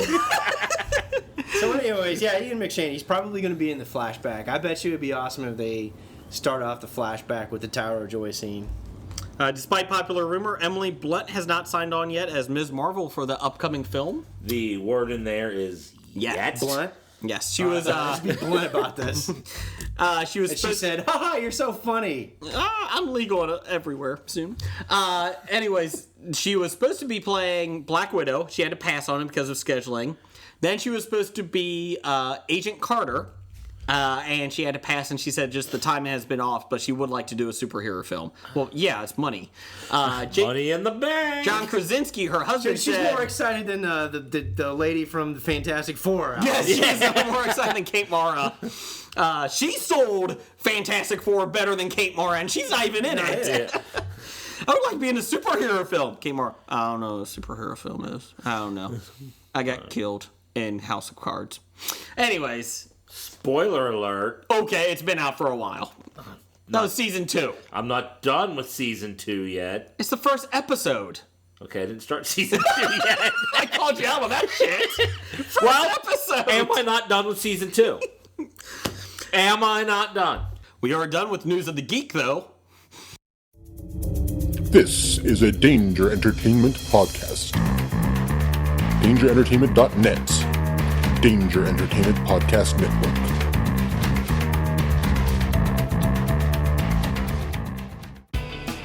This is Jason from the History of Bad Ideas, and just reminding you can catch us every Wednesday on nerdly.co.uk, which is England's and UK's #1 website for geek-related news, including movies, films, and comic book reviews. You can also catch us on musingsofageek.com, Tangent Bound Network, Wicked Radio Network, and even Danger Entertainment. All you have to do is Google one of them, and you'll be able to find us, along with a lot of other great podcasts on those channels. You can also hear us every Friday on Geek Life Radio, which can be found at www.geekliferadio.com at 10 a.m. Eastern and 9 a.m. Central. So check us out, and thanks for listening. Roger says goodbye. Put that coffee down. Calling all film fans, want to add a little more fun to your podcast diet? Well, why not listen to the 365 Flicks podcast? We're the lads from Smallville, UK. We love to bring you the latest news, our own special brand of meaningless movie nonsense, as well as a bunch of top 5s you really won't care about. I'm Kev. I'm Chris. We're Pissy. We're fanboys. We're having another beer. We're the 365 Flicks podcast. You can find us on Facebook, Twitter, iTunes, Podomatic, and many, many others. Also look for us on musingsofageek.com and wickedradionetwork.com. Sick of listening to all those overpaid movie critics? Then tune into the 365 Flicks podcast, your vocal heroes of pissy opinion. It's time for Box Office Bombs. All right. Vacation disappoints at the box office with less than $15 million for the weekend, as the film was projected to get between 25 and 30. And it's getting a Rotten Tomato ranking of 23%. That's not good. That isn't good. I really wanted to see it. I kind of still do, but that's one I was probably just going to wait for, home viewing of some sort, whether it be Netflix or Redbox or something. I actually thought about seeing it on Thursday night, I didn't, obviously, but I thought about it. But it did start on a Wednesday, so the numbers are a little skewed. It did end up making, well, we'll talk about 21 million, but for the weekend, they were expecting a lot more. They said the part of the issue is that Chevy Chase wasn't in it enough. It's like Chevy Chase is in it too much, probably. Chevy Chase is not aged gracefully, and he's not going to sell tickets. I don't really think. Much. This crowd is not going to see Chevy Chase movies. And everybody thinks he's a prick because of Community. No, everybody thinks he's a prick because he's a prick. Well, that too. Allegedly. Next. Pixels fell to number 5 and yes! only made $10.5 million, which is about $10 million more than it should have in its second week, and is now considered a disappointment by the studio, and was the highest percentage drop of the last 5 films by Sandler. An even worse drop than Jack and Jill. That shocked me. Wow. That is embarrassing. Well, the only thing I can say is Jack and Jill probably opened so bad that, there wasn't even enough number to drop. The number couldn't have been lower. Yeah. Thank you, people, for renewing my faith in the world. At least a little bit. Well, we were looking at the top 5 from July 31st through August 2nd. Mission Impossible Rogue Nation made $56 million in its opening weekend on a budget of $150 million. I thought that was a little low. Because I thought, I would be expecting they were hoping for like 80 million because it's a big film, and they said the studios were actually tracking at 40, so they were ecstatic with 56. All right, and it makes a lot overseas. They say it hasn't even opened in China, and that's they love Mission Impossible over there. Oh, I believe it. Yeah, so they make it for the international audiences, I think. And they already stated that the next Mission Impossible's starting up next year to film. Is Tom Cruise signed on? Yep. Oh, okay, because I thought he was kind of going to pass the torch. Yeah, he said he's having too much fun, so they're going to do it again. All right. Vacation over the weekend made 14.9, a total of 21 million. Was that an unknown budget? That is a known budget. I believe it was 35 million. I think it was. Yeah, so it'll get money back. Yeah, but they said it's a big disappointment because they were hoping it would lift it pretty high. I think they were expecting their expectations on a Vacation remake to be. And did any of the Vacations really make a lot of money? I mean, I don't feel like they did. I feel like the original one did, and the Christmas one did. Okay. I think the European one did real good at the box office. I don't know exactly. Obviously that was in the mid '80s, so and they I don't definitely know how they made it on the that. Remade it on the back end. I think maybe at the box office, Vacation was that was the first National Lampoon's movie they put their name on in a long time since Animal House, I think, right? I'm not positive. I don't know. I'm not positive. I don't know the history of the National Lampoon. We can say yes, though. We can say yes. Yeah, we're right until proven wrong anyway, so go ahead. All right. Well, number 3 in the week, Ant-Man made $12.5 million, a total of $132 million on a $130 million budget. Ooh, so it just barely domestically got its budget back. So its international I'm mixing my metaphors here. I was going to say a cup of coffee or something, but pour yourself a cup of ambition. It's icing on the cake. Here we go. National Lampoon's Vacation made lifetime gross in theaters $61 million. That's huge at that time, yeah. Opening was $8 million. Let's see here. European Vacation made $49 million. Christmas Vacation made $71 million. Ooh. See, I was right about the Christmas. And Vegas made $36. So I was right on 2 of those. Yeah. I didn't know Christmas made that much. I thought it was more of a call. But I mean, all of these shows, any movie released at Christmas time that has any semblance of being good makes money. Christmas with the Cranks. I said that has any semblance of being good. Go ahead, sorry. Let's see. Finished Ant-Man. Number 4 was Minions, another $12 million for its over $287 million on a $74 million budget. So Minions is raking in the dough. Almost 4 times. And how much money do you think that's making on product placement? Oh, God, it's everywhere. And Jason's favorite movie, Pixels, made its $10.5 million Total of over $45 million on an $88 million budget. Go fuck yourself, Kevin James. Sorry. Do you think they'll make their $88 million back domestically? They said they're predicting around 50 to 52 million. So they better hope the international market is better. It hasn't. I think it has not done well internationally either. Thank God. Well, opening August 7th, upcoming, we got Fantastic Four. We're sneaking out Thursday night to see that. Followed by The Gift. Don't know what that one is. No idea. Also, Ricky and the Flash. Anybody? Don't know what that is. Okay. And Shaun the Sheep movie. Which is a cartoon. Oh, is it Shaun the Sheep movie or Yes. Shaun the Sheep movie? I don't know. There's no colon. Yeah, Jason Bateman is in The Gift. That's the one where he's got that old high school buddy that starts stalking him. Oh, okay. I did see a preview for that. Kind of like one of those thriller... Fatal Attraction. Yeah, Fatal Attraction thriller things. Okay. Ricky and the Flash is a Meryl Streep movie. Oh, is that why? Let's see here. We didn't get a question from that. Looks like. Hold on. Just making sure I get the right person. Do you guys buy Meryl Streep as a rocker? Oh man, I kind of want to see this. Yeah, that's from Dr. Number One. Meryl Streep as a rocker, yay or nay? I'll have to see the movie, but it has Meryl Streep, Sebastian Stan, Kevin Kline, Rick Springfield. Never gonna give you up. That's not it. No, that's Rick Astley. I wish I had Jesse's girl. Well, that's the right words, but not the right. That's why tune. I don't want to pay for copyright. Okay. Not the right tone. Never gonna give you up. right Never pitch. gonna let you down. Wrong Rick. Doesn't matter, I'm still going altogether. with it. Okay, and here's the funny thing. I went to look at Fantastic Four. I've yet to buy tickets for us, Jeff. Okay. Because what happens is I go online, I buy the tickets, and then Jeff just pays me back.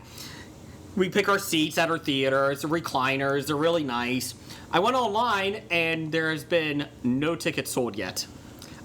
Usually for a big movie like this, a superhero movie, usually there's at least 15 to 20 tickets have been sold, and then they start, as the day gets closer, they get selling out or close.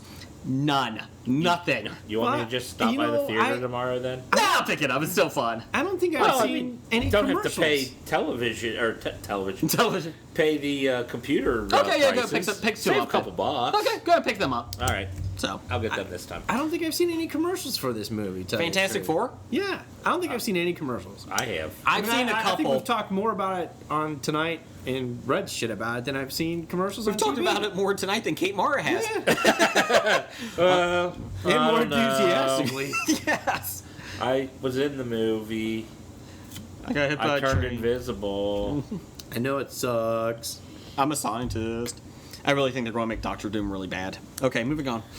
All right. Buy, sell? Buy, sell. Real quick. Buy, sell from this week's opening, or this past week's opening movies. If you're new to the show, we take actors and actresses that are in the movies that just were released. And if they were stocks, would we buy or sell them? Yes. Based on how we think they're going to perform in the future. Go ahead, Jeff. We'll start with Tom Cruise.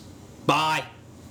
I would buy too. I never thought I would say that, but I would. I think the bad publicity Tom Cruise is behind him. We're never going to get to the height of Tom Cruise popularity, but I think, people were afraid of Tom Cruise, and then apparently like the last couple of movies he did were not bad. I mean, I saw Jack Reacher, and it was actually a good movie. I heard that was decent. I heard, The Edge of Tomorrow. I heard great things about that one. Still have yet to see it. Possible sequel too. Yeah, he desperately wants to be the American James Bond. Yeah. Oh, I'm sure well, that's what his Ethan Hunt is supposed Exactly. to be. Yeah. But I would buy Tom Cruise because I think he's going to put out some better things. Before I fell asleep last night, I was watching, just going through my TV and I was watching an old Mission Impossible TV show.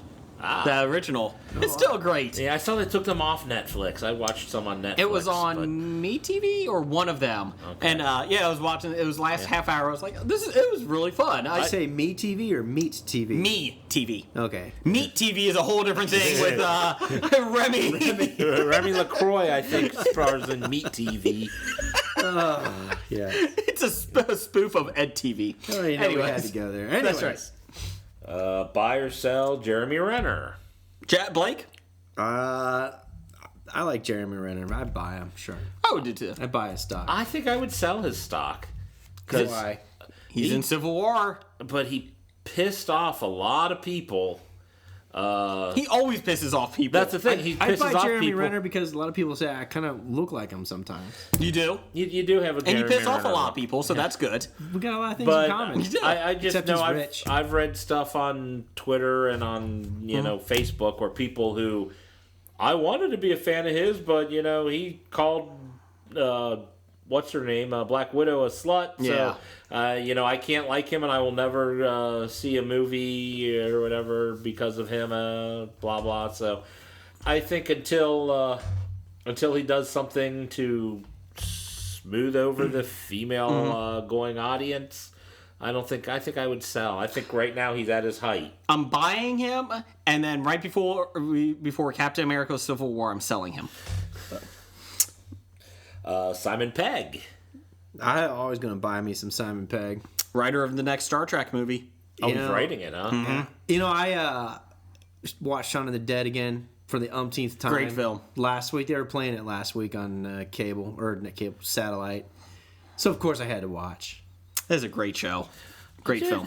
That's one I can't rewatch a lot. Really? Shaun of the Dead? I really enjoyed it the first time, and then I don't know what it is about. Oh, they should have been your top 5 movies you can only watch one time then. He's throwing the records at him. Don't throw that one! Don't throw that one! Of course, that was, what episode number was that? I can't remember. 8. 80, 40 something. I think it was in the 60s.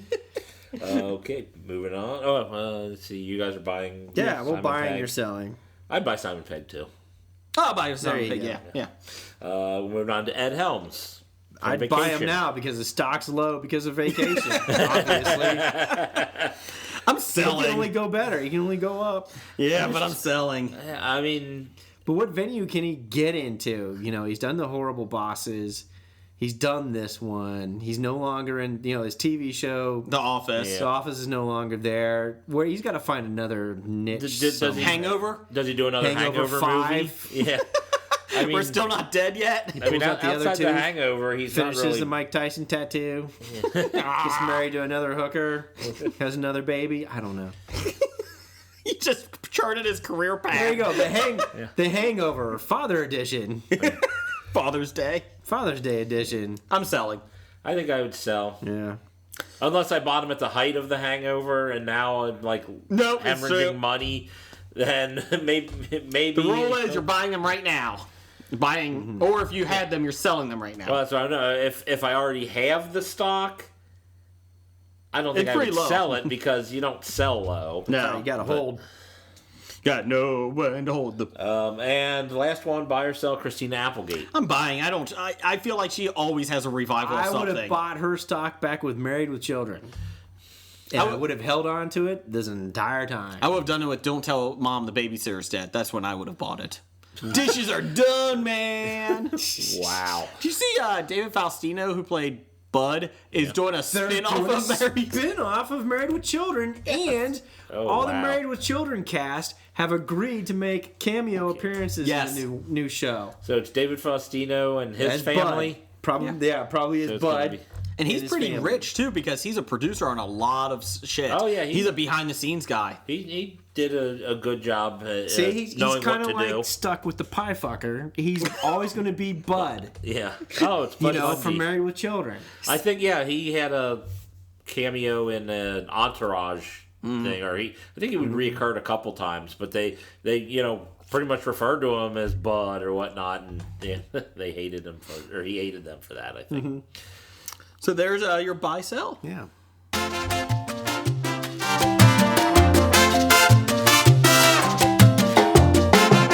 You know what that music means? Probably not. Because it's been forever since we've had one. I think it's before Blake joined the show as a regular. No, I remember that as a guest. Yes.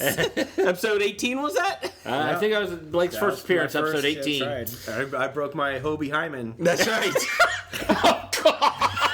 Appropriately on episode 18. Oh, boy. Oh. But that doesn't not refer to Hobie Hyman news. No.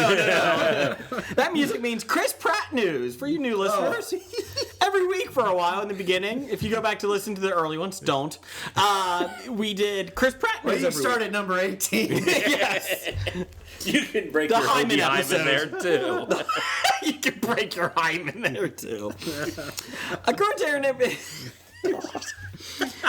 to Entertainment Weekly radio host Mario Correa, whatever. Correa? Sure. I think it's Correa. Okay. Mario Correa. Chris Pratt's writer in his film contracts As is in R-I-D-E-R. That's right. In his film contracts is different than most. Basically, actors and actresses ask for certain things. All their perks that you have to follow, or they'll, call breach of contract. Like no green M&Ms in M&Ms. No green M&Ms in the bowl, which is true. I want a jet to take me to place. But Chris Pratt, writer, is much different. It's basically all about his family, they said. Flying in his wife and his son Jack to the set to get a certain number of days off so he can go see them. And it's all about family stuff. According to the host, it kind of shows what kind of guy he is, and it's one of the reasons that folks love him. So, yep. And I hear he pretty much said he won't take roles if they film out of the country. Huh. Or, he'll write it in that, it'll... If they want him in his movie, they'll film in like U.S., maybe Canada or something. Good for him. I think he made. Well, he's from Canada. He's from Seattle. Is he from Seattle? I thought it was Canada. No. No. He's I'm from Seattle. But both him and his wife were both from Seattle, and they met in L.A. That's right, because they're Seahawks fans. That's right. Matt Damon is like that too. Matt Damon. He has to have a certain amount of days off. He will only work 3 or 4 days in a row, and then he has to have 2 days off to see his family. Don't do anything on the Shabbat. I don't know what that means. Shabazz. Oh, okay.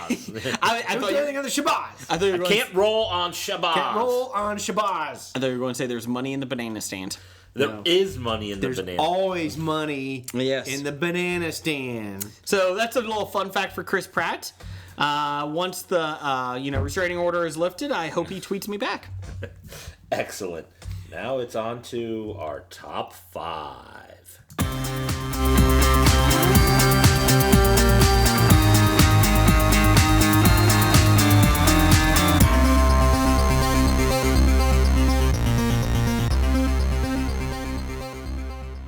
And our top 5 this week. Let's see if I can get this correct. Top 5 events that you want to see in person. I want to be there. I don't want to be watching it on television from miles and miles away. I don't want your life. Okay, sorry. Anyways, so this is something you haven't been to before and you would like to go to. I will say we'll get to the listener feedback here after we're done. There's a lot of areas that people went off into. Yeah, but hey, it's their lists. They can put whatever they want on it. It's their top 5. If we can't count, they can do whatever the hell they want. Blake does his own usually. Exactly. They're in my spirit. So, number 5, Blake, you can go. Since you weren't here last week, you left. You had to leave early. Yeah. Close was your number 1. My number 5 would have been, I wish I was here last week for the top 5 event. No. Did you listen to Doug's Beat 'em and Eat 'em Atari game? You should probably go back and hear that part. It's pretty disgusting. Oh, my gosh. Okay, moving on. I was listening to ourselves so I could self-critique, on the things that we go over. And then somebody called me narcissistic because I was listening to myself on the podcast. Say, I'm not listening to myself. I'm listening stuck to with me them. ever since. So you haven't listened? No, not for several episodes. But maybe I should go back. Was that your wife that was calling you narcissistic? Maybe. No, but anyways, my number 5, we talked about it briefly. I would like to be at the next Wizards of the Coast, Hasbro, Dungeons and Dragons marketing and public relations meeting so I could yell and smack the shit out of all of them for fucking things up this past weekend. And then announcing the movie after the convention. Can't argue with that one. I like that one. And then I'll say, what was the hell you were thinking with 4th edition? Assholes. Fuckers. All right, go ahead. That's it. No, nothing bitter there. Jeff, you go ahead. All right. My number 5 event I'd like to be at in person is Essenspiel. What is that? That is the world's largest gaming convention in Essen, Germany. Oh. Ooh, I thought it would be in regards to something to Oktoberfest. That you played during Oktoberfest. I'm sure there's drinking. Oh, okay. I don't know. Ashenfield takes place in October. Maybe I'll just stop by Munich on my way. Maybe it does. That'd be kind of fun. I didn't think of Oktoberfest. I might have to change my list. You know what? I missed Oktoberfest. I'm sorry for all our Deutsch friends out there. That's instant honorable mention. Yes, I'll throw that number one honorable mention. I've been to Bavaria. I've been to Munich. I've been to München. I've been to BMW Museum. I love that place. Why didn't I think of not going to Oktoberfest? One of my top fives. My number 5 is in Houston, Kinky Renfest. No, I'm just kidding. I think I just deafened some listeners there. With Remy LaCroix. I was kidding. Now Remy LaCroix ain't gonna come on the show. No, I said. You know, ever since Remy LaCroix and I spilled my beer, what? What did you just say? He said Remy LaCroix ain't gonna come on this show.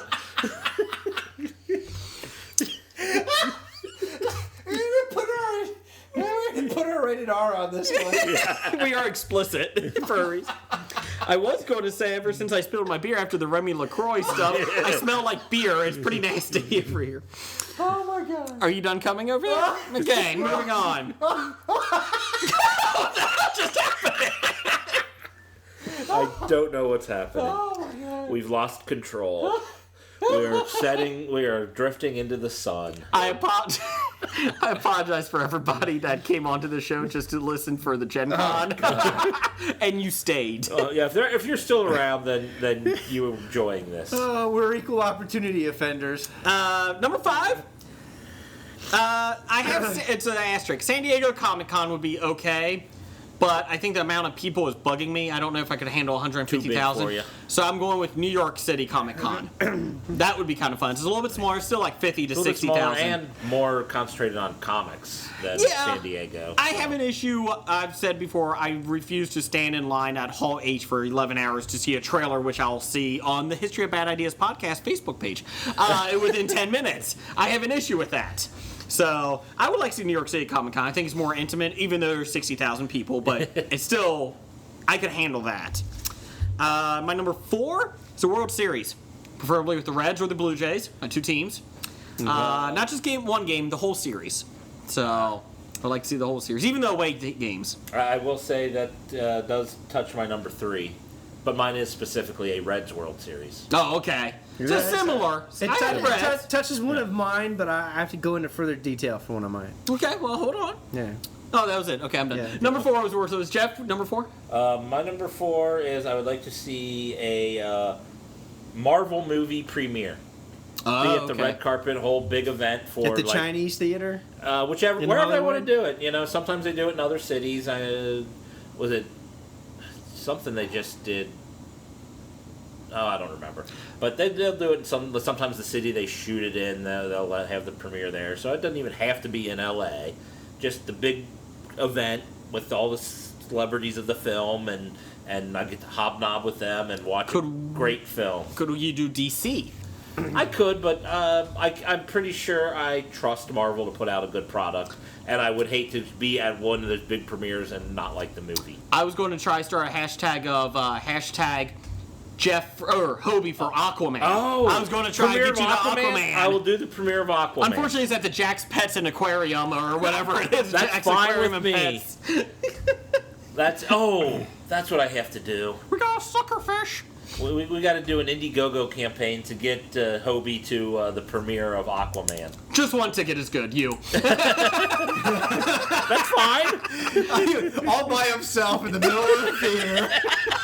Premiere of Aquaman. Sitting right next to Jason Momoa because nobody else showed up. And you'll be wearing your body tard with the Momoa. Jason Momoa. Your long hair. Long hair, your plastic trident. My trident's better than yours, Jason. I killed a man with a trident. We didn't talk to you about that. You may want to go south for a while. Lay low. Safe house. Go to South America. Number 4, Blake, for you? Number 4 event. this could be anywhere where I can get the best seat. Alaska, Iceland, or anything like that. I would like to see a full-blown Aurora Borealis. That's okay. Oh, that's up by the North North Pole Arctic Circle. My wife had that on her list. Yeah, that was one of her things. You know why? Because she's awesome. She is. She is. Our wives are both pretty awesome. I will say that. Yes. With Shut up, you got Aquaman, okay? You got Jason Momoa in your body sock. Fake tattoos, all right? Wait, but Jason Momoa's in his body sock? Wait a minute. That's Kiki Red Fest. I go to Aquaman premiere at Kiki Red Fest. Oh, wow. I should dress up as Aquaman for Kiki Red Fest. Why are you going to Kiki Red Fest? I thought you were bringing me with you. I'm not going. Yeah, but how do you think they would react if you show up dressed like Aquaman? They wouldn't care. No. Hey, how kinky can you get? They'd welcome it. You know, for people who don't know what Kinky Ren Fest is, you have to go back several podcasts for that one, too. Or just Google it. Google it. They follow us. Oh, gosh. All right. Where are we Number at? 3. Crikey. Number 3. Who's number 3? You. Mine? Yes. All right, my number 3. I got, my number 3 would be a World Cup final. I think it'd be pretty cool to be at a World Cup final. Men's or women's, doesn't matter. Either. Okay. Preferably women's, because that's the only chance the United the States US has winning, of yeah. winning a World Cup. I wouldn't mind being at a Women's World Cup. As much as a men's. I'd rather watch Women's World Cup than men's. That's right. Okay. My number Jeff? 3 was World Series. For the Reds? For the Reds. Maybe the Mariners, because they're my second favorite team. If I had an opportunity to see a Mariners. Reds-Mariners World Series would be an awesome one to watch. Yeah. I don't have anything with against the Mariners. I'm rooting for Houston this year, though, the Astros. Did you pick Mariners because of Aquaman? I did not, but hey, yes. Yes, I did. Oh, Jason Momoa, get into this tube sock with me or whatever it is. No, you got to cheer for Kansas City, Jay. I'm okay with that, too, because Johnny Cueto. Yep. And poor Mike Leake, going to the San Francisco Giants. Hey, you got as much run support as the Reds gave you. He got the loss 2-1. Yep. So, gave up a home run to Josh Hamilton, the ex-Red. He's not supposed to do that. Yeah. Number 3 for me, my wife had this one on there, and it was a good one. It would be fun for her and I to go do this. Olympics. We like watching the Olympics, but she said in a fun city. Rio de Janeiro would be a fun place to see. Well, it's coming up. As long as you don't go into the bad part of Rio. Did you see? Or swim in the fecal-infested waters. Yeah! But did you see on NPR, not to get political, no, on NPR they were talking to scientists down there, and they're like, Brazil is recommending that all the swimmers come to Brazil a year early to get immunity against this. And the doctors are like, that's not going to work either. That's not how it works. No, and they said, give us a year. But I spent a year building up an immunity to iocane powder. Not the same as viruses in the water. And they said, we think we might be able to get the bacteria out of the water. The viruses will still be there. That's true. So, little would you think that you can get little did you think you could actually get a good movie reference like yours talking about Brazilian fecal water. That's right. Well, I still go back to the 60 Minutes interview they had with the Brazilian government. I think it was the president down there when they were talking about the Olympics. They were like, you're 4 years away. This was in 2012. Yeah. They say that you're not going to be ready. Your infrastructure's not ready. Your transportation. He's like, we'll be ready. Don't worry about it. Some countries go to war. Why go to war? We go to the beach. And that was his interview. And it's like, you're not going to be done. You kind of sounded like the South Park Saddam Hussein. We'll be ready. Yeah, what are you doing, guy? Shut it. Oh, that was a compliment. Oh, okay, well, I had a good I thought your Brazilian president it's or whatever. It's not good when I'm going for Brazilian and I go for Iraqi. But Iraqi via Colorado. Breast enhancements are state-sponsored surgeries in Brazil. Really? Yes. That would be nice. You gotta pay for your own Brazilian wax, though. No, it gets you everywhere. Yeah. So, number 2. This is my nerd-a-me for TV, for this type of thing. TV upfront. the upfronts that they have for the television critics. I would love to go to them. Get wined and dined by the critics. Realize 90% of what they're going to put on there is going to shit. But I get excited about the previews every year. You do every year. That's my thing every year. So I would love to go to the TV upfront. All so right. That's my number 2. My number 2 is The Amazing Race. Oh, I didn't think about that. I want to be on The Amazing Race. I want to cross the finish line first. Could we get on? Yeah. I would just be okay if we won 2 legs. Oh yeah, just get one of the prizes. Each one of us gets a vacation trip. somewhere else. I'm okay with that. All right, we'll have to go to video together then. Yes. Hobie for Amazing Race. Hashtag. Come on, people. Come on. Blake, you want to get into? Sure, I watched that show. I'd watched that show and I was, we need to get Blake and the Dit Man together. Oh yeah, Blake and the Dit Man. I watched that show and I was like, I could win this shit. I've been enough of weird places. I can get out of this stuff. Foreign languages and know foreign cultures. The big thing is you cannot argue with your partner. No, you need to have. Okay, this is what you want, then we're going to do it. Even if it fucks it up, you're like, it's okay. Don't worry about it. Let's just get through it. Yeah. Everybody that bitches loses. We make a decision. We stick with the decision. If we have to change, we turn around, we go, but we don't point fingers and fault somebody else if a bad decision was made. You live with it and then move on. Even if you get eliminated first, it doesn't matter. You're going to a resort, an all-inclusive resort for 3 weeks. That's how they do it because they don't send you back home. You have to go to sequester yourself. Okay, you get sequestered so you can then show up at the finish line to clap the winners. So you want to finish first or last.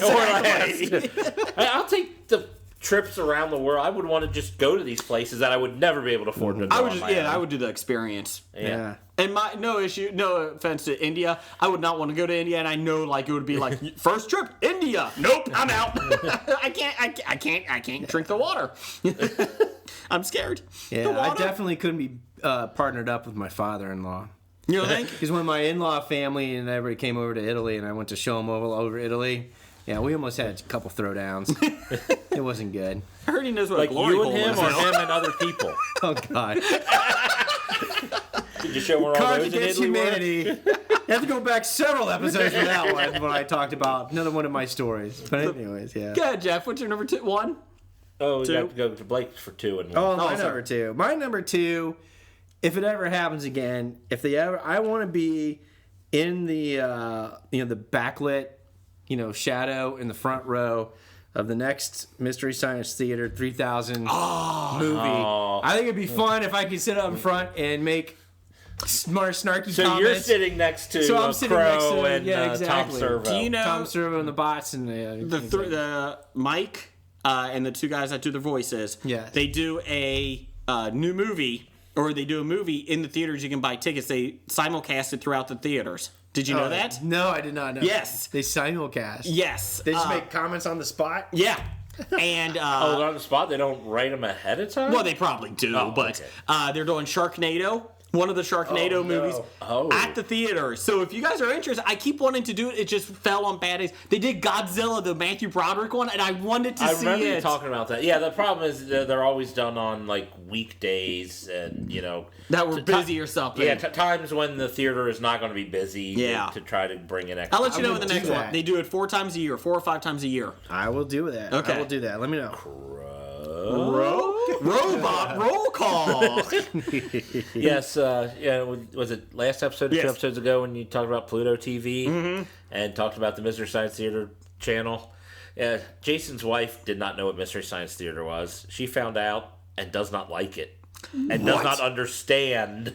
And Jeff and Jeff and his sister came over the one time, and she was hoping to get support from his sister, and his sister's like, "No, I love Mystery Science Theater." And my wife's like, and then we started singing the theme song. La, la, la, la, la, la, la, la. Okay, moving on. What's your number 1, Jeff? Blake, whoever your name is. I don't know. Whoever you are, sitting across from me. Yes. Yeah. My number 1 is a purely fictional event. It's a tie. Between 2 purely fictional events. Yes. And I know it'll never happen in my lifetime. Remy LaCroix going legit actress? No. Oh, okay. It'll be a Cleveland Browns Super Bowl. Were with Johnny or Football. Cleveland Indians World Series victory. I'm not against that. I'll root for the Indians. Yeah. I like them. Corey Schneider, Joe Carter. Yeah. Yeah, I won't root for the Indians. Unless they're playing somebody that I dislike. The Marlins. No, see, my Indians are my American League team. The Reds are my national. Did it break your heart when they lost to the Marlins? Did it break your heart? Oh, that's a Blake story. Do that next For week. another day. Yeah. I actually saw that in La Maddalena, Italy. Okay, hold on. I'm writing it down for next week. Marlins, Indians, Blake story. There's a lot of history to that. Not just me, but just to the Game 7 all in all. Well, you have a week. Actually, we should have Bednar in there for that because he could give you all the facts right off the top of his head because he's got them all fucking memorized. Okay, so next, Jeff, what's your number one?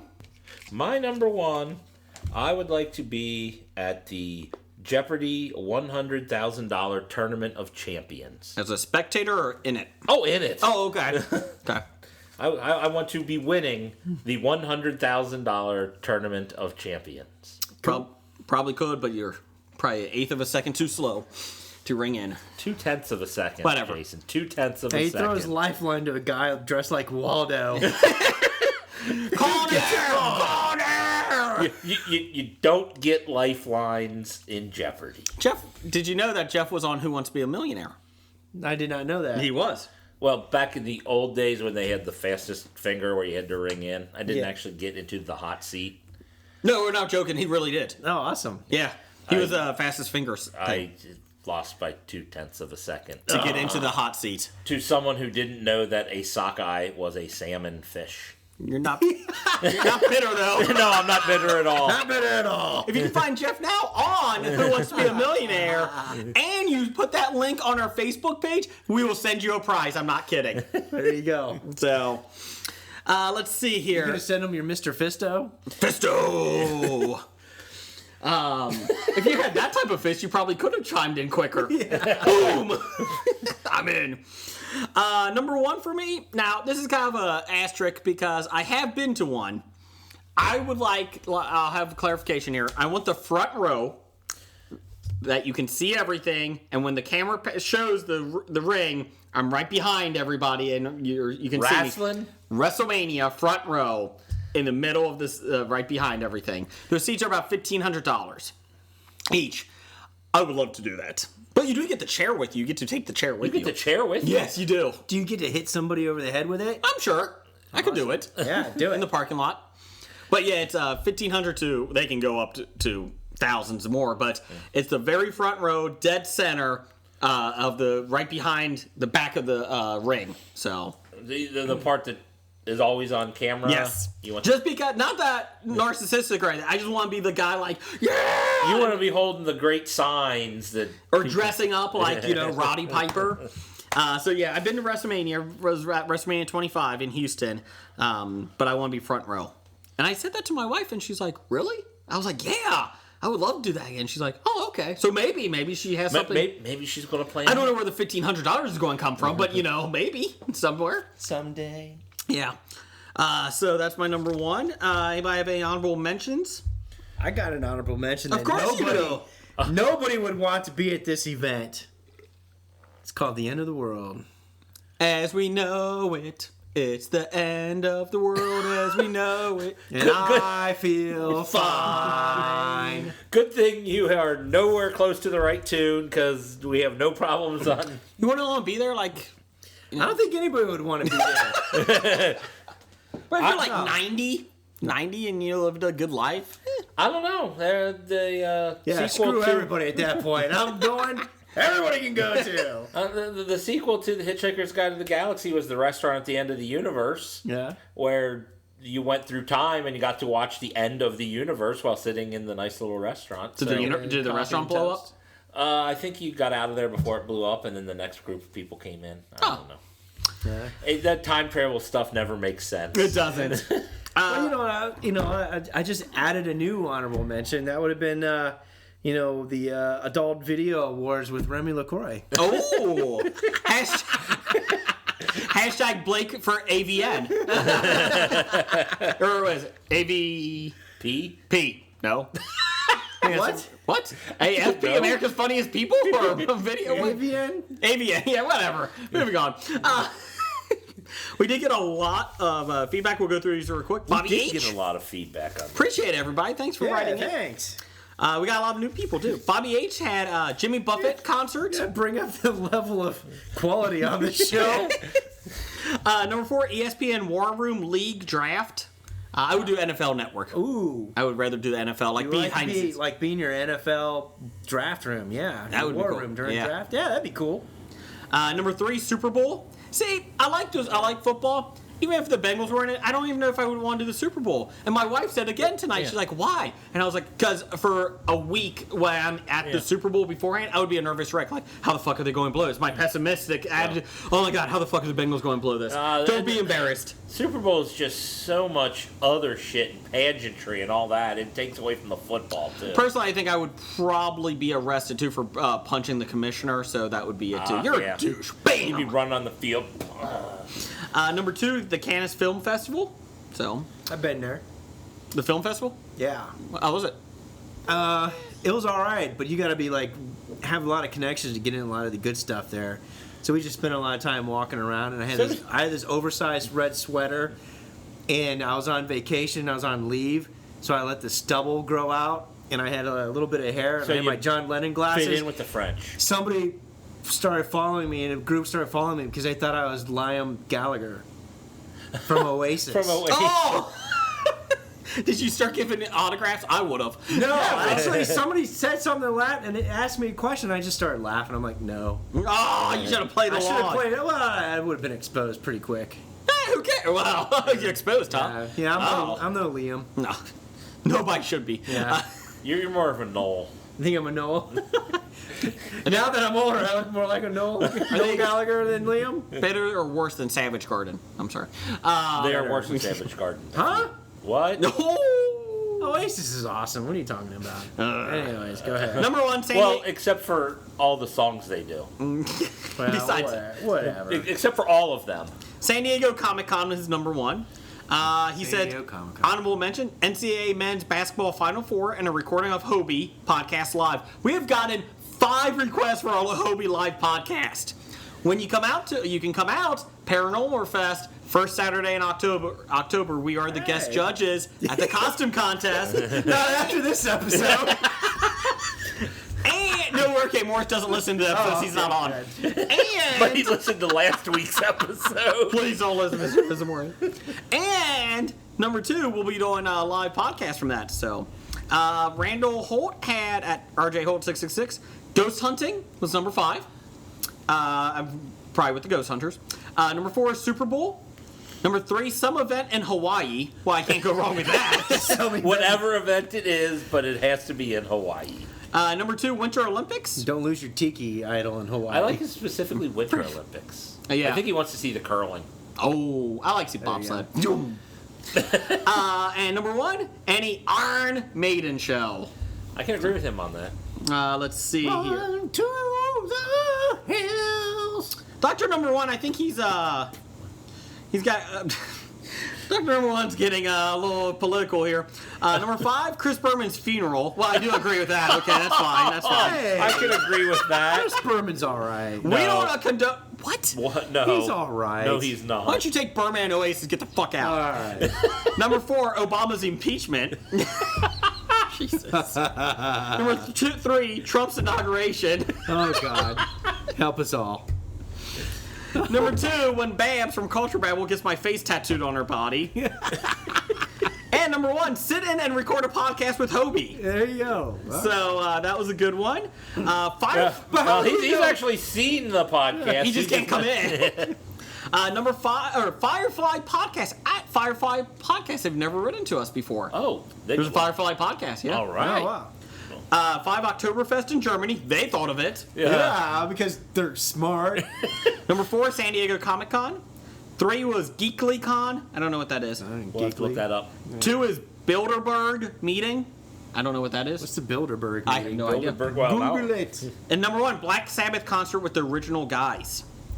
So that was... they're going on tour again, but they're not bringing back the original drummer because they didn't want to pay him. Is that the reason? I think that was the reason. He wanted too much money. Wow. You And would then, think at this point in time, why not? Why are you going to argue about money if you're 60 years old and you want to go on tour again and have them relive all those memories? The Bilderberg Group /conference/meeting/club is an annual private conference of about 120 to 150 political leaders and experts from industry, finance, academia, and the media, established in 1954. About 2/3 of the participants come from Europe and the rest from North America. 1/3 of the politicians and government from the rest of the other fields. oh, well, there you go. Oh. Look at you being smart. Yeah, look at that. Now, is that anything like the episode from last week's True Detective? Yes. Yes. Yeah. If you've seen it, you know what I'm talking about. But anyways, okay, go ahead. Let's see. Chris Saunders. It's right up Remy LaCroix's Avenue. We gotta get this done. Chris Saunders. I like to have seen the epic showdown between Freddy versus Jason at the camp in person. But, you know, I would be invisible, so they don't want to kill me. I obviously was not clear enough on what I And then when I told him about it, he said, fine, I would have liked to see the filming of that scene in person. And I would not be invisible then. There you go. Heno, your pod lover. El Heno. Number 5, him win the Powerball lottery. That's a good one. I like it. Good one. Yeah, that'd be an honorable mention on my list. New Year's fireworks over Sydney Harbor. That would be cool. My wife said hers would be the dropping of the ball at Times Square. Yeah. Nope, too crowded. That's what I said. I've been there. Couldn't do it. Number 3. I've been there for New Year's. For New There was a period of time I was jet setting for different New Year's around the world. Toledo, Ohio. That's beautiful. That's a not great Toledo, New Year. Great New Year's. Yeah. A Super Bowl. Number 2, the Star Wars 7 premiere in L.A. And number 1, Alec Baldwin crossing into Canada like he always threatens he will. Yeah. That's awesome. Devin, how do you say his last name? Fother? Yeah. Ronda Rousey kicking the shit out of Korea in 34 seconds from ringside. Only if it was free, because I would feel cheated if I had to pay. The premiere of Star Wars, episode number 4, A New Hope. Because why not? Oh, we're time traveling now. There probably wouldn't be a lot of people there. You'd have a good seat. All the greatest scientific discoveries as they were happening. That's a lot of... So you're Mr. Peabody now. You got your Sherman? Yeah. Peabody and Sherman, yeah. Travis is a Sherman. His boy. His boy Sherman. The first animal to walk on land. And then it would eat him. It wasn't an animal. Yeah. It was a reptile. A live recording Reptiles are animals? Sure. A live recording of Hobie is number 1. Kevin Holden at 365 Felix Podcast. Moment George Lucas thought up Jar Jar Binks, and then I would slap him so hard I would actually slap the idea out of his head. JFK assassination, and have a view from the grassy knoll. Back to the first episode. Pretty disturbing. Back to the first episode where But actually, no, that's pretty smart. You actually see if he acted alone or not. Or you could be in the movie The Rock. Welcome to The Rock. He found out who killed him at the end. Back to the first episode. We recorded a 365 podcast, and when we say, and I would say, don't worry, you will get better. We would say that about Hobie. The moment everyone says, holy shit, Affleck was awesome as Batfleck. Batfleck. And number 1, I'm with Devin on this, a Hobie recording. And that got 3 likes. All right. Let's see here. And I think that was all of them. So loved. So there you go. So if you have any more, send them on in. That was a popular one. So we got a lot of feedback on that from one day. Yeah, awesome. for 4 hours. Less than a day. Bad idea? I don't have one. I did not think of one. Anybody? Bad idea? I'll give you a bad idea. Here we go. Being a marketing or public relations person for Wizard of the Coast, Hasbro, Dungeons and Dragons, and fucking up GenCon. What number? Probably about 30. It can't be number 1 because we have a number 1 that we will only do on our last episode ever. Oh, it would have been a top 10 for me. Number 10. You want to do 10? Ooh. I think we've done a 10 before. I think we've done many multiple numbers tied. 10-A. Okay. 10A. Okay. There's your. I don't even know what this was. It was episode 83. It was of the episode History of Bad 83. Ideas. Sponsored by Remy LaCroix. It's always the penultimate. There's always money in banana stands. Banana stands, right. Roger says goodbye. Goodbye. From Walking Dead to Talking Heads, from comic books to TV sets, there's a history. If not so bad, there's the history. It's the history of bad, so bad. The history of bad, it's bad. The history of bad ideas. Podcast. You are now leading the world of Musings of a Geek podcast network. Stay geeky, my friends.